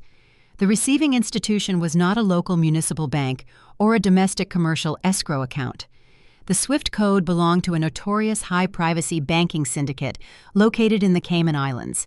She was handing me the exact weapon Chloe needed to bypass the corrupt local jurisdiction.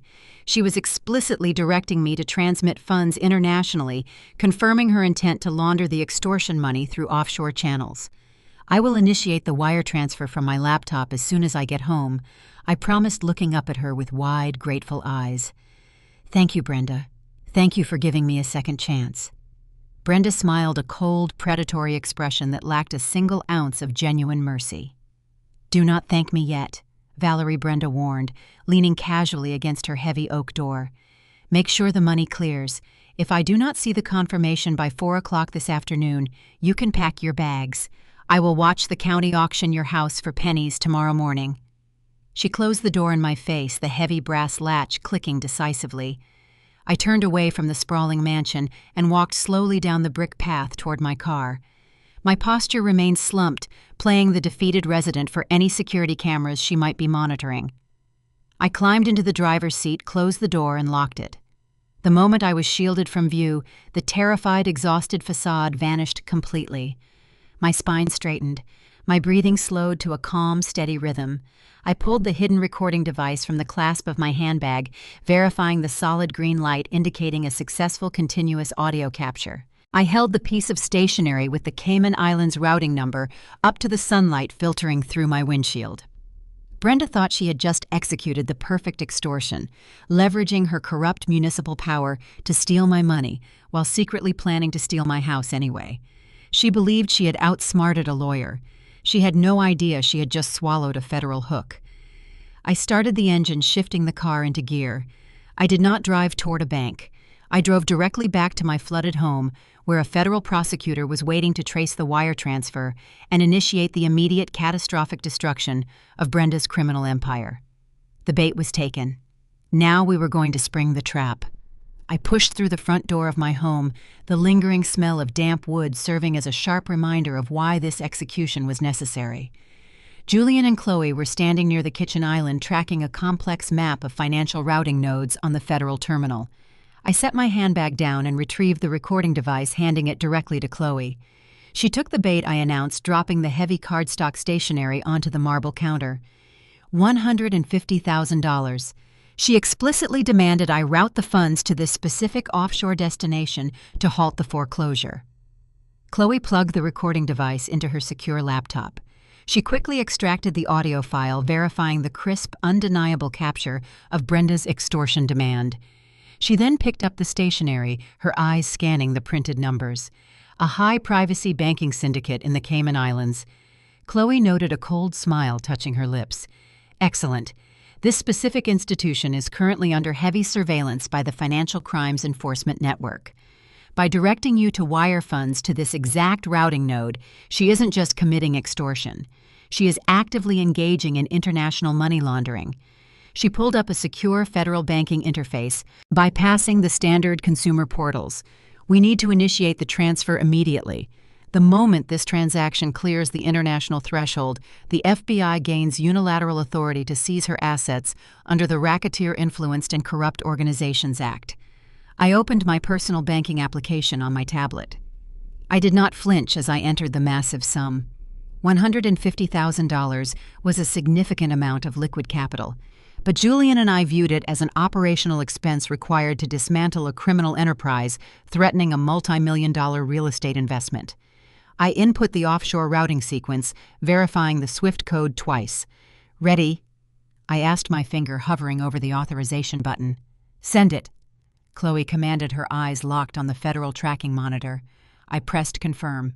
The banking application spun for a tense 10 seconds, authenticating the cross-border transaction. Then a bright green confirmation banner flashed across my screen. The funds had successfully departed my domestic account. I turned my attention to Chloe's terminal. We watched in silence as the digital trace of my money moved through the global financial network. It hit a domestic clearinghouse, bounced to an intermediary server in Miami, and then vanished across the ocean, landing squarely in the anonymous Cayman Islands holding account Brenda had provided. "The transaction is complete," Chloe verified, typing a rapid sequence of commands to lock the tracking data into an official federal evidence log. "The wire fraud is officially executed. We have the smoking gun." The relief was palpable, but it was short-lived. Before Julian could even offer a nod of satisfaction, my smartphone chimed with a harsh, high-priority legal alert. I picked up the device. The notification was an automated update from the county clerk's digital docket system. I had set a tracker on the specific foreclosure case file related to my property deed. I opened the alert, my eyes scanning the newly uploaded court document. A cold, heavy knot formed in my stomach. She didn't withdraw the motion, I stated, staring at the screen in sheer disbelief at her audacity. Julian stepped closer, reading the legal filing over my shoulder. "What do you mean you just paid her the extortion premium?" "I mean, she took the $150,000, and she immediately filed a secondary confirmation with the corrupt municipal judge, reaffirming that the property will be auctioned at 9:00 a.m. tomorrow." I explained, my voice tight with suppressed anger. "She never intended to call off the foreclosure. She took the bribe, and she is still going to steal the house." Chloe let out a dark, cynical laugh. "Of course she is. She is a desperate narcissist, drowning in her husband's syndicate debt. She knows if you stay in the neighborhood, you remain a constant threat to her authority. She wants your cash to appease the loan sharks today, and she wants your $1 million property auction tomorrow to fund her escape. It is a double cross." The sheer breathtaking arrogance of her maneuver was staggering. Brenda believed she had successfully extorted a terrified homeowner, secured a massive influx of untraceable offshore cash, and maintained her dictatorial grip over the local court system to seize our land. She thought she was untouchable, operating with the impunity of a woman who had never faced a consequence she could not bribe or bully her way out of. My phone vibrated again. This time it was a standard email notification. I opened my inbox. A digital invitation adorned with an opulent gold crest dominated the screen. The sender was the Westchester Hills Executive Board. I read the text, the reality of her psychopathy becoming undeniable. "Dear esteemed residents," the invitation proclaimed, "in light of our recent infrastructural challenges, the Executive Board invites you to an exclusive victory gala tomorrow evening at the Westchester Country Club. This elegant gathering will serve to celebrate the successful reinforcement of our community standards and the decisive removal of those who threaten our aesthetic integrity. Attendance is highly encouraged as we outline the future prosperity of our neighborhood." "She is throwing a party," Julian said, his tone lethal, reading the invitation. "She is throwing a victory lap," I corrected, dissecting her psychological strategy. "She plans to stand on a stage at the country club tomorrow night, sipping champagne, and publicly announce that she successfully foreclosed on our property that very morning. She will use our eviction as a terrifying example to the other residents, proving that anyone who defies her ends up homeless." Chloe slammed her laptop shut, the sharp sound echoing in the kitchen. "She will use that gala to intimidate the remaining 200 households into paying the $50,000 emergency assessment. She wants them panicked and compliant before she empties the accounts and flees the country. The timeline was now incredibly compressed. The county auction was scheduled for 9:00 a.m. Friday. The victory gala was set for 7:00 p.m. Friday night. Brenda believed she had orchestrated a flawless multi-million-dollar heist crowned by a glamorous social event to celebrate our destruction. She was entirely oblivious to the fact that her greedy double-cross accepting my wire transfer while maintaining the fraudulent foreclosure had provided Chloe's federal task force with the exact jurisdictional override required to annihilate her. "We are not going to fight the auction tomorrow morning," I decided, a cold, strategic calm settling over me. We let the corrupt judge bang his gavel. We let Brenda believe she won the property. We let her spend the entire day feeling like an invincible queen. Julian looked at me, a dangerous, understanding smile forming on his face. We let her host the gala. Exactly. Chloe agreed, her eyes burning with the anticipation of a prosecutor about to deliver a killing blow. We let her gather the entire neighborhood, her corrupt municipal friends and the local elite, into one opulent room.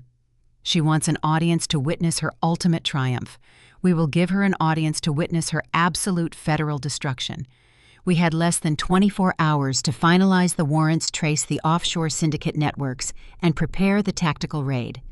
The battle was no longer about saving a residential blueprint or protecting a single property deed.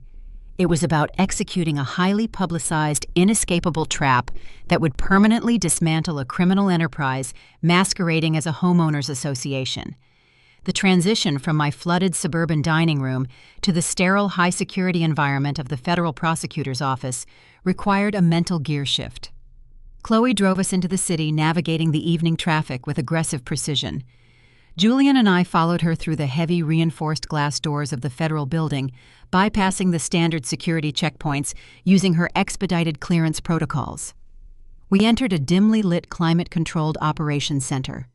The room hummed with the quiet, intense energy of federal agents analyzing real-time data streams. A massive, curved digital display dominated the primary wall, casting a sharp blue glow over the specialized cybercrime unit. Chloe did not waste a single second on pleasantries. She marched directly to the Central Command Terminal, dropped her briefcase onto the desk, and authorized an immediate system override using her biometric credentials. "Bring up the Cayman node," Chloe commanded, addressing a senior forensic analyst wearing a headset. "I need a live trace on the $150,000 wire transfer originating from my sister-in-law's domestic account." The analyst's fingers flew across his mechanical keyboard. The massive wall screen fractured into multiple data windows. A bright green line pulsed across a digital map, tracing the exact trajectory of my funds. The wire hit the offshore holding account exactly 42 minutes ago. The analyst reported, his voice devoid of emotion, focused entirely on the metrics. The receiving institution triggered an automated anti-money laundering alert due to the origin source and the immediate subsequent movement of the capital. "What is the dispersal pattern?" Chloe demanded, leaning close to the monitor. The screen shifted, displaying a highly complex flowchart. The singular deposit of $150,000 did not remain in the Cayman account. Within seconds of clearing, it was violently fragmented. "They are using an automated layering script," the analyst explained, tracing the rapid divergence of the funds. "The money is being broken down into dozens of microtransactions, bouncing through secondary shell companies in Cyprus and Malta before hitting the final destination wallets." I stood beside Julian, my land use attorney background, struggling to process the sheer velocity of the international financial crime unfolding before my eyes. Brenda and Richard were not just corrupt suburbanites. They were actively utilizing sophisticated dark web financial architecture to wash their extortion money. "Where are the final destination wallets located?" Julian asked, his voice steady, analyzing the digital architecture with the same intensity he applied to structural engineering. The analyst initiated a reverse IP lookup on the receiving nodes. "The final wallets are registered to offshore unregulated sportsbooks and illicit credit syndicates operating out of Macau," the analyst confirmed, verifying the data. "It is a direct debt servicing pipeline. Richard is actively utilizing this laundered cash to satisfy highly delinquent, aggressive gambling debts." The evidence was now absolute and undeniably pristine. We possessed the recorded extortion demand. We had the verified fraudulent wire transfer. We were watching the active money laundering operation occur in real time, directly linking the president of the Westchester Hills Homeowners Association to international organized crime syndicates. Chloe stepped back from the terminal, her arms crossed over her chest. The predatory satisfaction in her eyes was chilling. "We have them," Chloe stated, her voice a low, lethal rumble. "This is textbook wire fraud, aggravated identity theft, and a massive violation of the Racketeer Influenced and Corrupt Organizations Act. The federal grand jury will indict them before they finish their morning coffee." The tension in the operations center eased for a fleeting second, the sweet taste of impending victory settling over the room. We had built an inescapable legal cage. Suddenly, a red high-priority alert flashed violently across the corner of the primary display screen. A loud, sharp tone pierced the quiet hum of the room. The senior analyst leaned forward, his brow furrowing, as he intercepted the incoming data packet from a secondary intelligence feed. "Prosecutor, we have a critical escalation." The analyst announced, the clinical detachment vanishing from his voice, replaced by urgent alarm. The federal travel monitoring grid just flagged a significant anomaly tied to Richard's primary passport profile. Chloe's posture turned rigid. What kind of anomaly? He just initiated a high-dollar transaction using a secondary unmonitored credit card. The analyst reported, rapidly decoding the encrypted purchase manifest. Richard purchased 2 one-way first-class tickets departing from John F. Kennedy International Airport. "Where are they flying?" I demanded, a cold dread pooling in my stomach. The analyst looked up, meeting Chloe's gaze. "Geneva, Switzerland. The flight departs tomorrow night at 11:45 p.m. Exactly 3 hours after their scheduled victory gala concludes." The reality of their endgame crashed into the room, obliterating our carefully structured timeline. Brenda and Richard were not planning to stick around and fight a lengthy federal indictment. They were not planning to quietly enjoy the proceeds of the forced county auction. They were orchestrating a massive, immediate exit strategy. "They are cutting and running." Julian stated, the severe implications of the flight itinerary locking into place. "Brenda plans to stand on that stage tomorrow night, terrorize the neighborhood with Valerie's forced eviction, and demand the immediate payment of the $10 million emergency assessment." Chloe finished the thought, her voice tight with furious realization. The moment those terrified residents wire the assessment fees into her fraudulent account, she sweeps the entire $10 million drive straight to the airport and vanishes into a non-extradition banking haven. If they board that flight to Switzerland, the money is permanently gone. The neighborhood is bankrupt, and they escape federal jurisdiction entirely. The comfortable illusion that we had days to prepare a methodical, bureaucratic arrest evaporated. The timeline had compressed into a terrifying, singular window of opportunity. "We cannot wait for a standard grand jury indictment next week," Chloe declared, turning to the operations director standing near the back of the room. "We need immediate unilateral action. I need emergency arrest warrants drafted for wire fraud, money laundering, and flight risk evasion." The director frowned, recognizing the procedural hurdles. Securing emergency federal warrants for a white-collar crime outside of standard operational hours requires significant, undeniable probable cause of an imminent flight risk. "We have the tickets," Chloe argued, pointing at the screen. "We have the offshore layering. We have the recorded extortion. We need a judge to sign off," the director cautioned. "And we need a tactical team ready to deploy. Executing a raid of this magnitude requires flawless coordination. If we spook them early, they might accelerate their departure or destroy the digital ledgers." I looked at the glowing flight itinerary on the massive screen. A profound, icy resolve settled over me. I was not going to let a bureaucratic delay allow the woman who flooded my home and tried to steal my property escape to a luxury alpine resort. "We do not spook them," I said, my voice cutting through the rising panic in the room. "We let them proceed exactly as planned. We let them think they are executing the perfect heist." Chloe looked at me, a dangerous, understanding smirk touching her lips. "You want to execute the raid at the gala. I want to execute the raid on a public stage in front of the 200 families she is actively trying to rob." I confirmed the strategy crystallizing in my mind. She invited the entire neighborhood, the corrupt local judge, and her elite social circle to celebrate my destruction. If the FBI arrests her quietly at the airport, the residents will still panic over the missing funds and the fake infrastructure crisis. They need to see her dismantled. They need to see the absolute truth. Julian stepped forward, aligning himself perfectly with the tactical shift. "It is the ultimate choke point. They will be entirely focused on performing their victory lap. They will be dressed in evening wear, sipping champagne, completely vulnerable and geographically contained inside the country club ballroom. Chloe turned back to the operations director. You heard the strategy.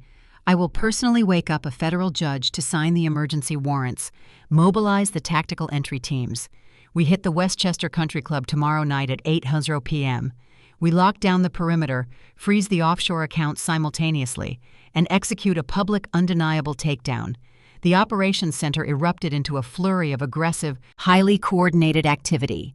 Analysts began drafting the emergency affidavits, securing the digital evidence logs, and initiating communication with the regional tactical commanders. The digital hunt was officially over. We possessed the forensic goldmine, the flight risk verification, and the undeniable proof of a massive coordinated conspiracy. I stood beside Julian watching the federal machinery roar to life. Tomorrow morning, Brenda would undoubtedly stand on the courthouse steps and purchase my premarital home with a forged delinquency affidavit. She would spend the entire day believing she had conquered me. She would put on her most expensive gown, styling herself as the undisputed queen of the neighborhood. She had no idea that her opulent victory gala was rapidly transforming into the site of her spectacular federal execution. Friday evening descended upon the affluent Connecticut suburb with a crisp, biting chill. The sprawling grounds of the Westchester Country Club were illuminated by dramatic landscape lighting casting long, sharp shadows across the pristine putting greens.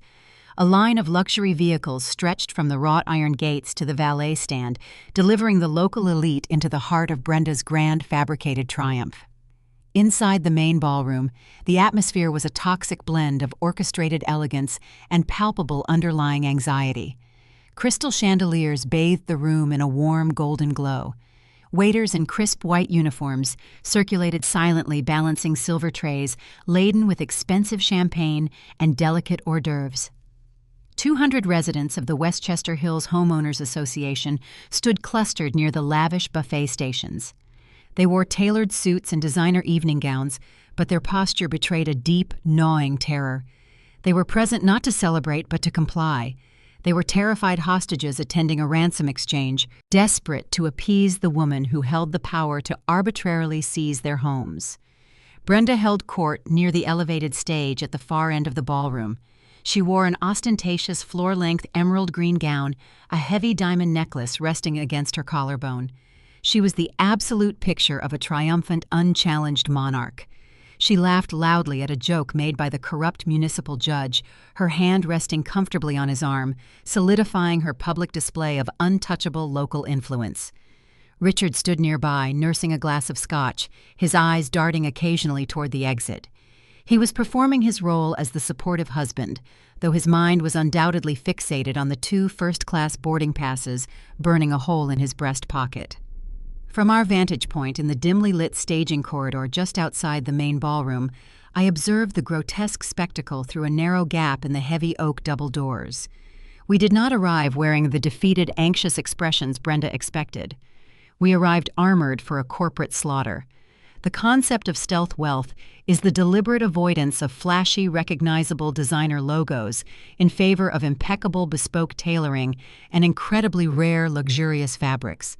It is an aesthetic that communicates profound, untouchable power to those trained to recognize it, while remaining entirely understated to the untrained eye. I wore a sharply tailored midnight blue silk crepe suit, devoid of any visible branding, but possessing a cut so precise it could only originate from a master atelier in Milan. Julian stood beside me in a charcoal gray bespoke suit, his presence commanding and entirely unyielding. Chloe anchored our trio wearing a severe, perfectly fitted black blazer over a crisp white blouse, radiating the lethal authority of a federal prosecutor preparing to deliver an opening statement. "Are the perimeter units in position?" I asked, my voice a calm, focused whisper, keeping my eyes on Brenda as she gracefully ascended the steps to the main stage. Chloe checked the secure communication device strapped to her wrist. The tactical teams have locked down all secondary exits, the loading docks, and the valet station. The perimeter is fully sealed. No one leaves this facility. Julian checked his watch. The digital numbers shifted to 8:00 p.m. "It is time," Julian stated, his tone devoid of anxiety, resonating with a cold, predatory anticipation. "Let us introduce them to the architect." Brenda approached the podium, tapping the microphone to silence the anxious chatter of the ballroom.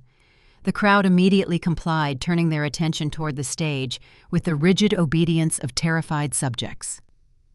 "Good evening, esteemed neighbors." Brenda began, her voice projecting a sickeningly sweet maternal authority across the surround sound speakers. "We gather tonight under the shadow of a profound crisis, but also in the light of our community's remarkable resilience." She paused, allowing a dramatic, manufactured sigh to echo through the room. "As you all know, we were forced to take decisive, regrettable action this morning. To protect our neighborhood from the catastrophic, negligent actions of a single reckless resident, the association officially seized the property belonging to Valerie Sterling at the county auction." A heavy, suffocating silence fell over the ballroom. The residents exchanged terrified glances, the reality of Brenda's dictatorial power physically manifesting before them. She had actually done it. She had stolen a multi-million-dollar property and evicted a neighbor in under 48 hours. "Let this serve as a necessary, painful reminder." Brenda continued, her voice hardening into a sharp, threatening cadence. "Our community standards are absolute. Our safety is paramount. The emergency assessment fee is not optional. It is the only way to repair the damage she caused and secure our foundations." She raised her champagne flute, preparing to deliver the final arrogant toast of her fraudulent reign to the future of Westchester Hills and to the swift removal of those who threaten our peace. Julian placed his hand flat against the heavy oak door. He did not push it gently. He shoved it open with a forceful, deliberate thrust that slammed the thick wood against the corridor walls with a deafening, explosive crack. The loud, violent noise shattered the suffocating silence of the ballroom. 200 heads whipped around in unison, their eyes wide with shock, expecting to see a clumsy waiter or a late arrival. Instead, they saw the three of us stepping out of the shadows and directly into the brilliant light of the crystal chandeliers. I walked smoothly into the room, my heels clicking a sharp, rhythmic cadence against the polished marble floor. I did not look defeated. I did not look like a woman who had just lost her home to a fraudulent county auction. I projected the terrifying, unbothered confidence of a predator entering an enclosure containing her trapped prey. The color drained instantly from Brenda's face.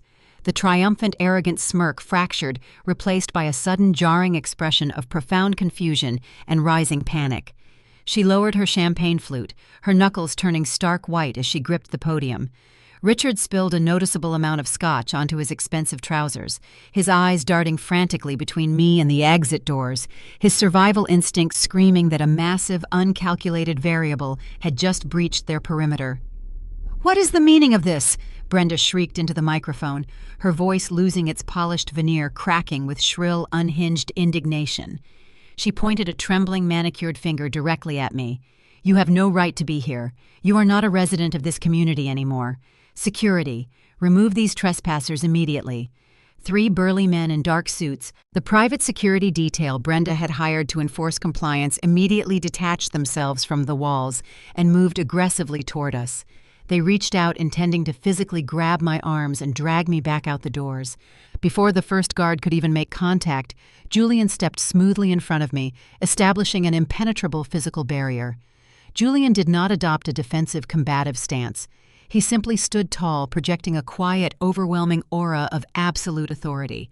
He looked directly at the lead security guard, his dark eyes radiating a lethal, chilling calm that immediately short-circuited the guard's aggressive momentum. "I strongly advise you to step back," Julian stated, his voice a low, resonant baritone that carried clearly across the silent ballroom, requiring no artificial amplification. "I am the legal owner of the architectural firm you are currently attempting to assault. If you place a hand on my wife, I will personally ensure your private security license is permanently revoked, and you will spend the next decade defending yourself against a catastrophic civil litigation suit." The guard hesitated, recognizing the profound shift in the power dynamic. He looked at Julian's bespoke suit, his unwavering posture, and calculated the severe risk of engaging a man who clearly possessed limitless resources. The guard took a slow, deliberate step backward, lowering his hands effectively, neutralizing Brenda's physical enforcement. Brenda watched her hired muscle retreat, her panic escalating into raw, unfiltered fury. "This is a private association-funded event," Brenda roared, clutching the edges of the podium. "You are trespassing. I will have you arrested." I did not engage in a shouting match. I bypassed the neutralized guards and walked deliberately toward the side wall of the ballroom, moving with surgical purpose. I ignored the gasps and frantic whispers of the wealthy residents who parted like the Red Sea to grant me passage. I approached the primary audiovisual control station, a complex mixing board managed by a terrified young event technician holding a pair of headphones. "Step aside, please," I instructed the technician, my tone polite, but leaving absolutely zero room for negotiation. He scrambled out of the chair, backing away from the console. I reached into the pocket of my blazer and retrieved my encrypted smartphone. I did not ask for permission. I quickly located the auxiliary input cable resting on the soundboard and plugged it directly into my device. Brenda realized exactly what I was doing. The illusion of her untouchable superiority collapsed entirely. She abandoned the podium, hiking up the skirt of her emerald gown, and lunged across the stage, desperate to physically stop me from accessing the projection system. "Cut the power!" Brenda screamed, her voice a hysterical, ragged shriek. "Someone cut the power to the screens right now." But I had already bypassed the hotel's wireless interface. I tapped the screen of my smartphone, executing the final command sequence. The massive high-definition LED screen, mounted directly behind the stage, intended to display the association's logo for the duration of the gala, flickered abruptly. The elegant crest vanished, plunging the stage into a momentary stark darkness. Then the screen flared back to life, illuminating the entire ballroom with the blinding, harsh light of undeniable federal evidence. The game was officially over. It was time for the execution. The massive LED screen hovering over the stage did not display a welcoming corporate logo or a slideshow of manicured suburban lawns. It illuminated the grand ballroom with the harsh, sterile glow of a raw, unredacted financial ledger. The spreadsheet was complex, dense, with routing numbers and international banking codes, but the final aggregate sum at the bottom was highlighted in an inescapable, glaring crimson. 200 residents fell dead silent, their eyes tracking the massive numbers projected across the wall. The ambient clinking of crystal glasses ceased entirely. I grabbed the secondary wireless microphone resting on the audiovisual control deck. I did not test the volume. I simply pressed the power switch and let my voice slice through the heavy, suffocating tension of the room. "Good evening, Westchester Hills," I announced, my tone flat, resonant, and stripped of any formal pleasantries.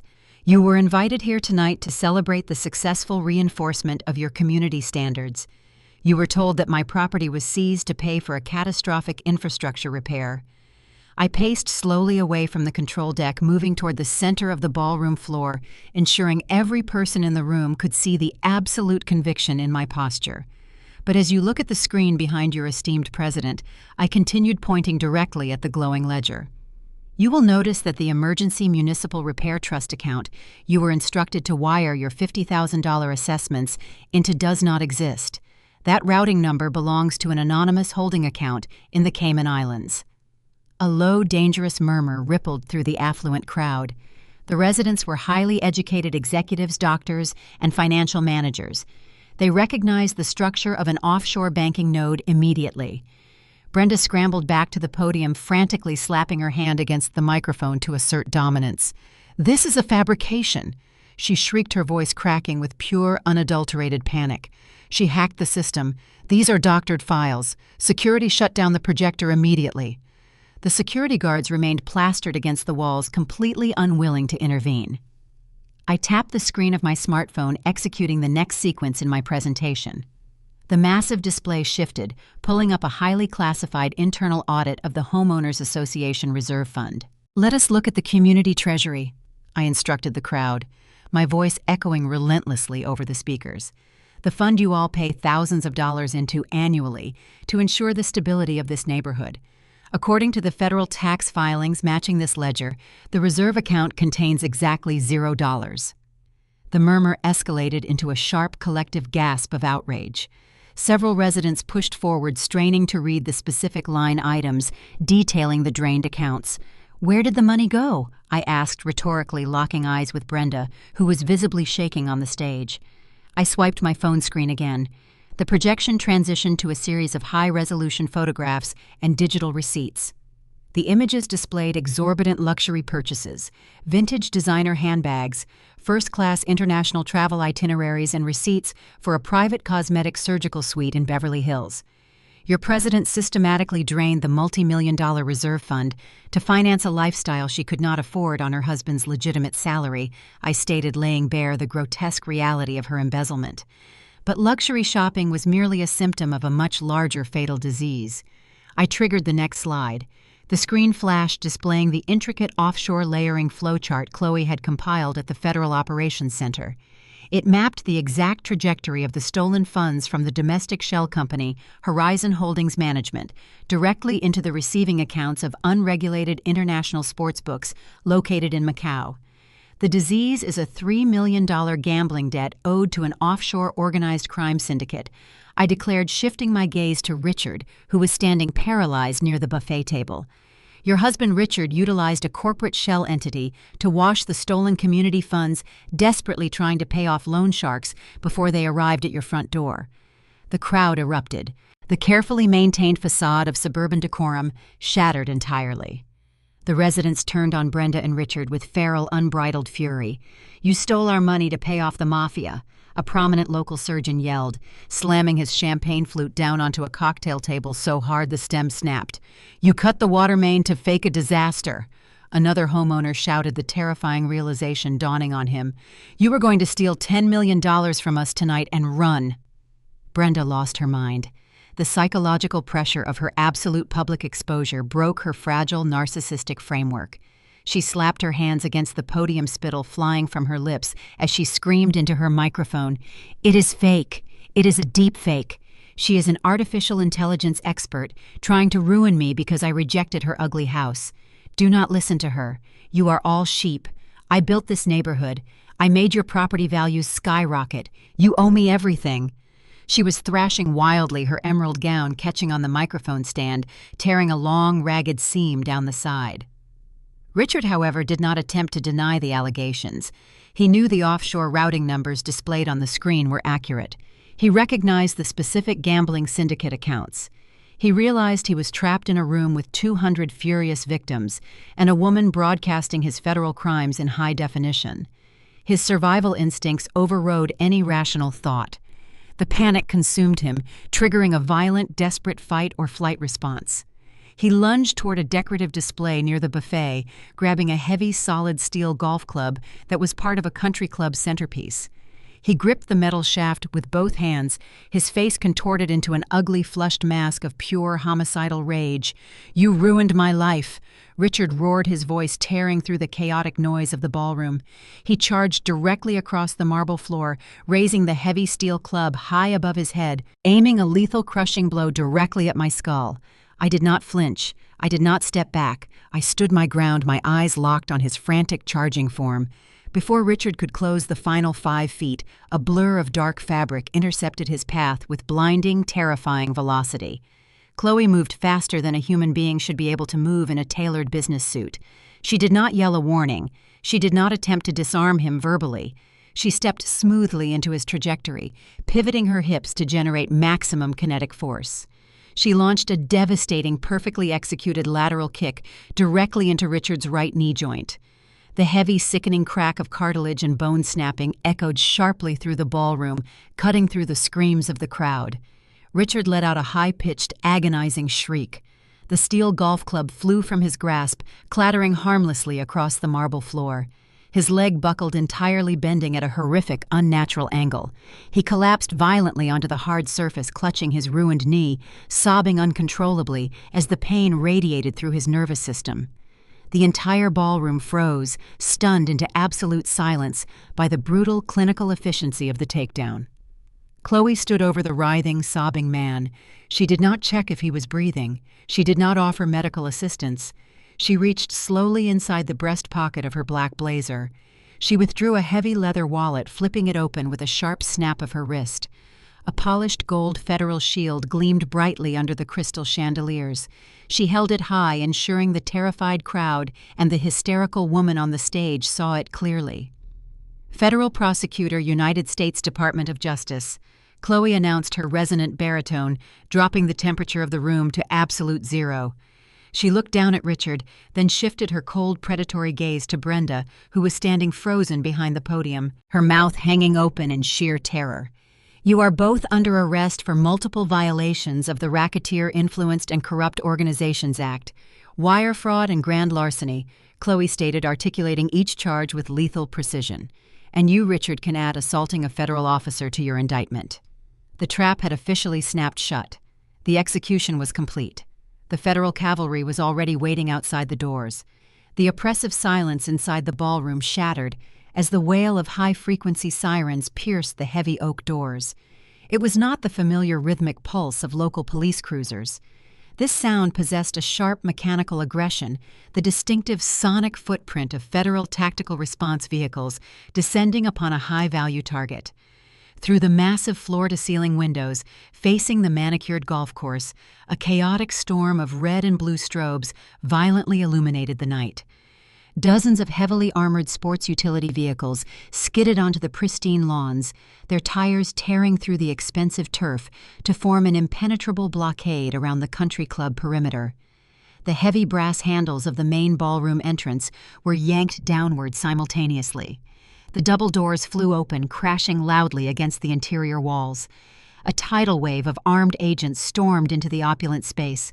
They wore dark tactical windbreakers emblazoned with the bold yellow acronyms of the Federal Bureau of Investigation and the Internal Revenue Service Criminal Investigation Division. They moved with terrifying synchronized precision, immediately securing all exits and establishing total operational control over the terrified affluent crowd. "Nobody moves. Keep your hands visible." A lead tactical agent barked, his voice echoing over the quiet hum of the crystal chandeliers. The wealthy residents of Westchester Hills individuals, accustomed to unyielding privilege and deferential treatment, froze in place. They raised their hands, their expensive evening wear contrasting starkly with the raw military-grade authority flooding the room. Brenda finally snapped out of her paralyzed state. The sight of federal agents flooding the ballroom bypassed her narcissistic delusion and triggered a pure feral survival instinct. She dropped the microphone, hitched up the torn, heavy fabric of her emerald gown, and bolted. She did not run toward the main exit. She scrambled off the side of the stage, sprinting frantically toward the swinging doors of the catering kitchen. She believed she could slip through the service corridors, reach the loading docks, and vanish into the night before the agents realized she was missing. She thought she was outsmarting the system one final time. She did not make it past the buffet stations. 2 female FBI agents, anticipating the exact evasion route, intercepted her trajectory. They did not shout commands or offer a warning. The lead agent lunged forward, executing a flawless tactical takedown. She grabbed Brenda by the shoulders, using the momentum of the fleeing woman to spin her violently around. Brenda let out a high-pitched, breathless shriek as her feet left the ground. The agent drove her face down into the polished marble floor. The impact was loud and unforgiving, shattering the delicate diamond necklace against the stone. "Get your hands behind your back," the agent ordered, planting a heavy knee squarely between Brenda's shoulder blades, pinning her firmly to the floor. Brenda thrashed wildly, her legs kicking out her expensive heels, scraping uselessly against the marble. "You cannot do this to me," she sobbed hysterically, her voice muffled against the cold stone. "I am the president of this association. I am a prominent citizen. You are making a massive mistake. Let me go." The agent ignored her frantic demands. The sharp, chilling rasp of heavy steel handcuffs ratcheting tightly around Brenda's wrists echoed across the silent ballroom. The sound was a definitive, mechanical full stop to her fraudulent reign. Across the room, Richard lay writhing on the floor, clutching his shattered knee. 2 IRS agents hauled him up by his armpits, ignoring his agonized groans, and secured his wrists in identical steel cuffs.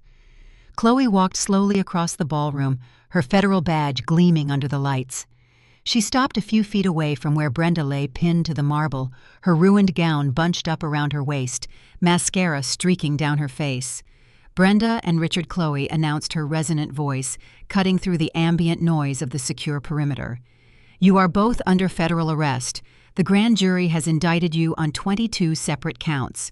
These charges include aggregate wire fraud, international money laundering conspiracy to commit extortion, and severe violations of the Racketeer Influenced and Corrupt Organizations Act. Brenda stopped thrashing. The sheer weight of the federal charges seemed to finally crush the remaining oxygen from her lungs. She stared up at Chloe, her eyes wide with a terrifying, hollow realization. She was not facing a minor zoning dispute. She was facing decades inside a maximum security federal penitentiary.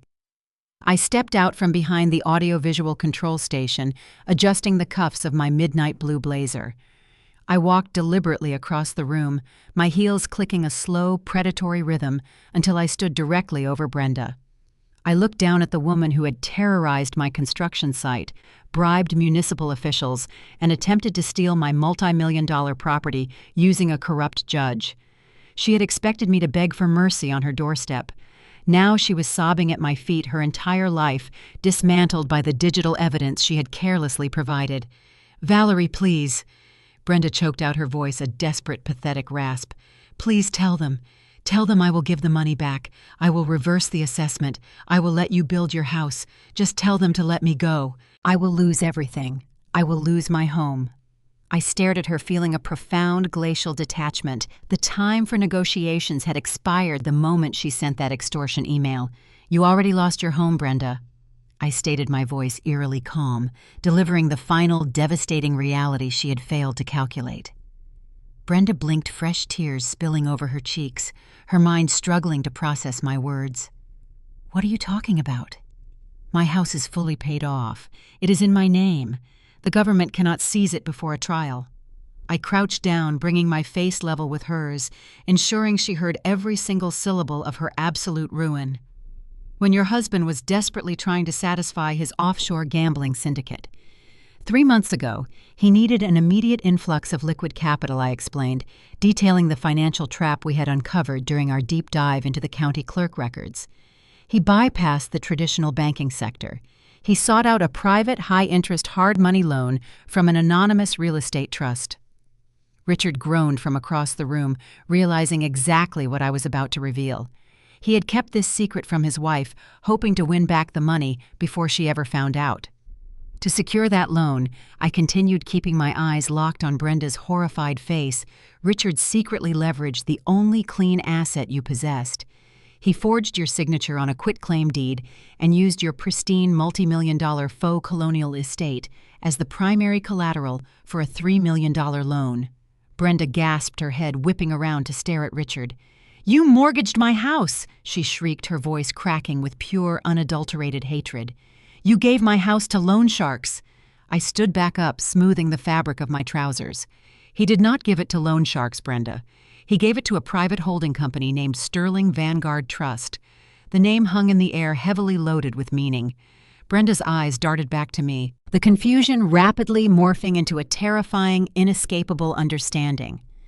"That trust is a corporate subsidiary managed exclusively by Julian." I clarified, gesturing toward my husband, who was standing quietly near the entrance, watching the execution with cold satisfaction. "When your husband failed to make the exorbitant monthly interest payments on that loan, the trust initiated a quiet, uncontested default process." I reached into the inner pocket of my blazer and withdrew a folded, legally stamped document. I dropped it onto the marble floor, letting it land right next to her cheek. "That is a formal notice of foreclosure and immediate eviction." I stated the finality of the document sealing her fate. "The grace period expired at 7:00 p.m. tonight, exactly 1 hour before your victory gala began. While you were standing on that stage bragging about stealing my property, the county clerk officially transferred the deed to your estate. You do not own a home in Westchester Hills anymore. The trust owns it. You are officially, completely bankrupt." Brenda stared at the eviction notice resting on the cold marble floor. The arrogant, power-hungry president of the Homeowners Association realized she possessed absolutely nothing. Her money was frozen. Her husband was a traitor. Her reputation was obliterated, and her beloved mansion now legally belonged to the very architect she had publicly insulted. She let out a long, agonizing wail, burying her face against the hard stone, entirely broken by the sheer magnitude of her own greed. "Take them away," Chloe commanded the federal agents, turning her back on the pathetic scene. The tactical officers hauled Brenda and Richard off the floor, marching them through the grand ballroom. The terrified, affluent residents watched in absolute silence as the corrupt leaders who had terrorized their neighborhood were dragged out the heavy double doors and shoved into the back of awaiting federal transport vehicles. The flashing red and blue lights illuminated the country club, signaling the definitive end of a fraudulent empire and the terrifying absolute triumph of a woman they had profoundly underestimated. 6 months passed, and the chaotic media frenzy that had descended upon our quiet Connecticut suburb slowly burned itself out. The news vans departed, the sensational headlines faded, and the cold, sterile mechanics of the federal justice system took over. I sat in the polished wooden gallery of the district courthouse, watching the final chapter of Brenda and Richard draw to its inevitable close. They stood before a federal judge, stripped of their designer clothing, their expensive jewelry, and their country club memberships. They wore standard-issue tan jumpsuits, their wrists shackled to a waist chain. The transformation was striking. Brenda looked entirely hollowed out. Her hair lacked its signature volume, and her posture was slumped, carrying the heavy burden of a woman who finally realized her manipulation tactics held zero currency in a federal courtroom. She could not bully the judge. She could not bribe the federal prosecutors. The prosecution, led by a brilliant colleague of Chloe, presented a flawless, impenetrable wall of evidence. The forged land deeds, the offshore wire transfers, the illicit gambling debts, and the attempted extortion were laid bare for the public record. The defense attorneys offered little resistance, overwhelmed by the sheer volume of the digital paper trail we had provided. The judge did not offer leniency. He stared down at the couple, his expression carved from stone, and struck his wooden gavel. He sentenced both Brenda and Richard to 15 years in a federal penitentiary without the possibility of early parole. I watched the bailiff secure their arms and lead them through the heavy side doors. They did not look back. They simply vanished into the concrete belly of the prison system, permanently erased from the affluent world they had tried so ruthlessly to control. With their corrupt leadership excised, the neighborhood underwent a rapid, necessary restructuring. The federal authorities seized the offshore accounts, painstakingly recovering the stolen community reserve funds. Every single dollar Brenda had funneled to the Cayman Islands was traced, retrieved, and routed back into the rightful municipal trust. The terrified residents who had almost wired away their life savings were spared from financial ruin. A new executive board was elected, composed of pragmatic homeowners who favored transparency over dictatorial control. They treated me with a distinct mixture of profound gratitude and unspoken fear. I was no longer just the lawyer building a house on the corner lot. I was the architect of a federal takedown. When I attended the quarterly meetings, the room fell quiet. Nobody questioned my property lines. Nobody challenged my municipal permits. A few neighbors even approached me privately, offering quiet apologies for allowing Brenda to manipulate their fears. I accepted their apologies with polite detachment. They understood that the boundary I had drawn around my family was enforced by a lethal understanding of the law. I had restored their financial security, but I had also established a very clear, undeniable precedent. Cross the line, threaten my home, and the consequences would be swift, legal, and final. Free from the threat of sabotage and corrupt local inspectors, the construction of our home proceeded with uninterrupted precision. The muddy, flooded trench that Brenda had mocked transformed into a structural marvel. Julian spent his days on site, directing the crews, ensuring every steel beam and pane of tempered glass aligned perfectly with his visionary blueprint. The finished house stood as a testament to resilience and unparalleled design. It was a symphony of natural stone dark wood and expansive glass that integrated seamlessly into the surrounding greenbelt. It did not mimic the stale, repetitive colonial architecture of the neighboring estates. It commanded the landscape, blending the interior living spaces with the raw beauty of the Connecticut woods. Just last week, a prestigious architectural digest featured our property on its cover, awarding Julian a National Design Prize for residential innovation.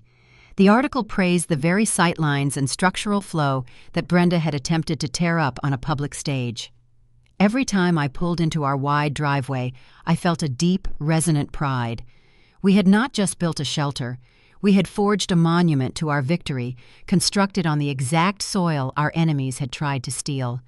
The hidden basement level, the one that had triggered Brenda's panic, now housed Julian's private design studio and my secure legal archive, a quiet fortress hidden beneath the earth. This evening the air was warm and fragrant with the scent of blooming jasmine.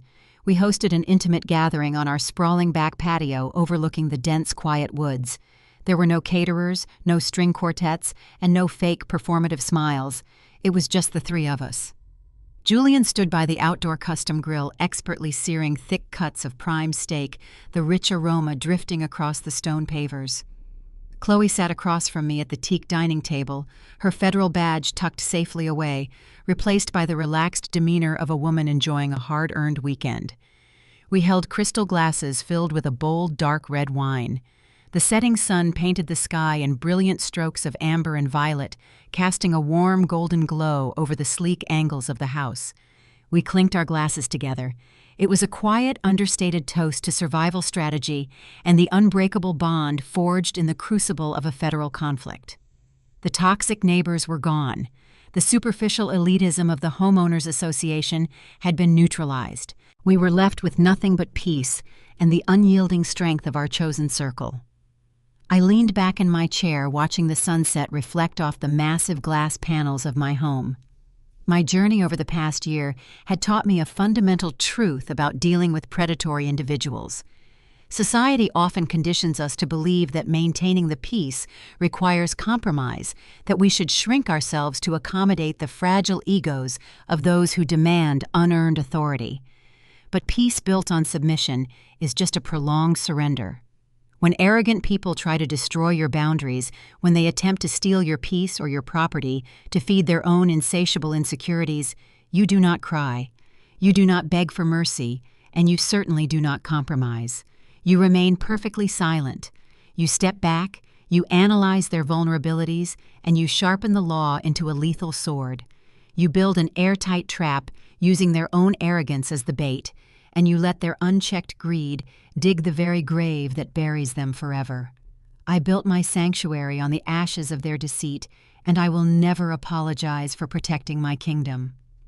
As the final embers of the evening sun disappeared behind the dense Connecticut tree line, leaving the sky in deep shades of violet and indigo, I set my wineglass on the teak table.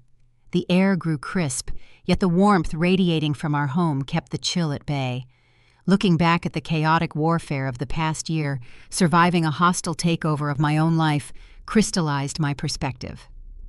The battlefield taught me three distinct truths about human nature and the meticulous art of self-preservation. First, never offer your enemy the satisfaction of your panic.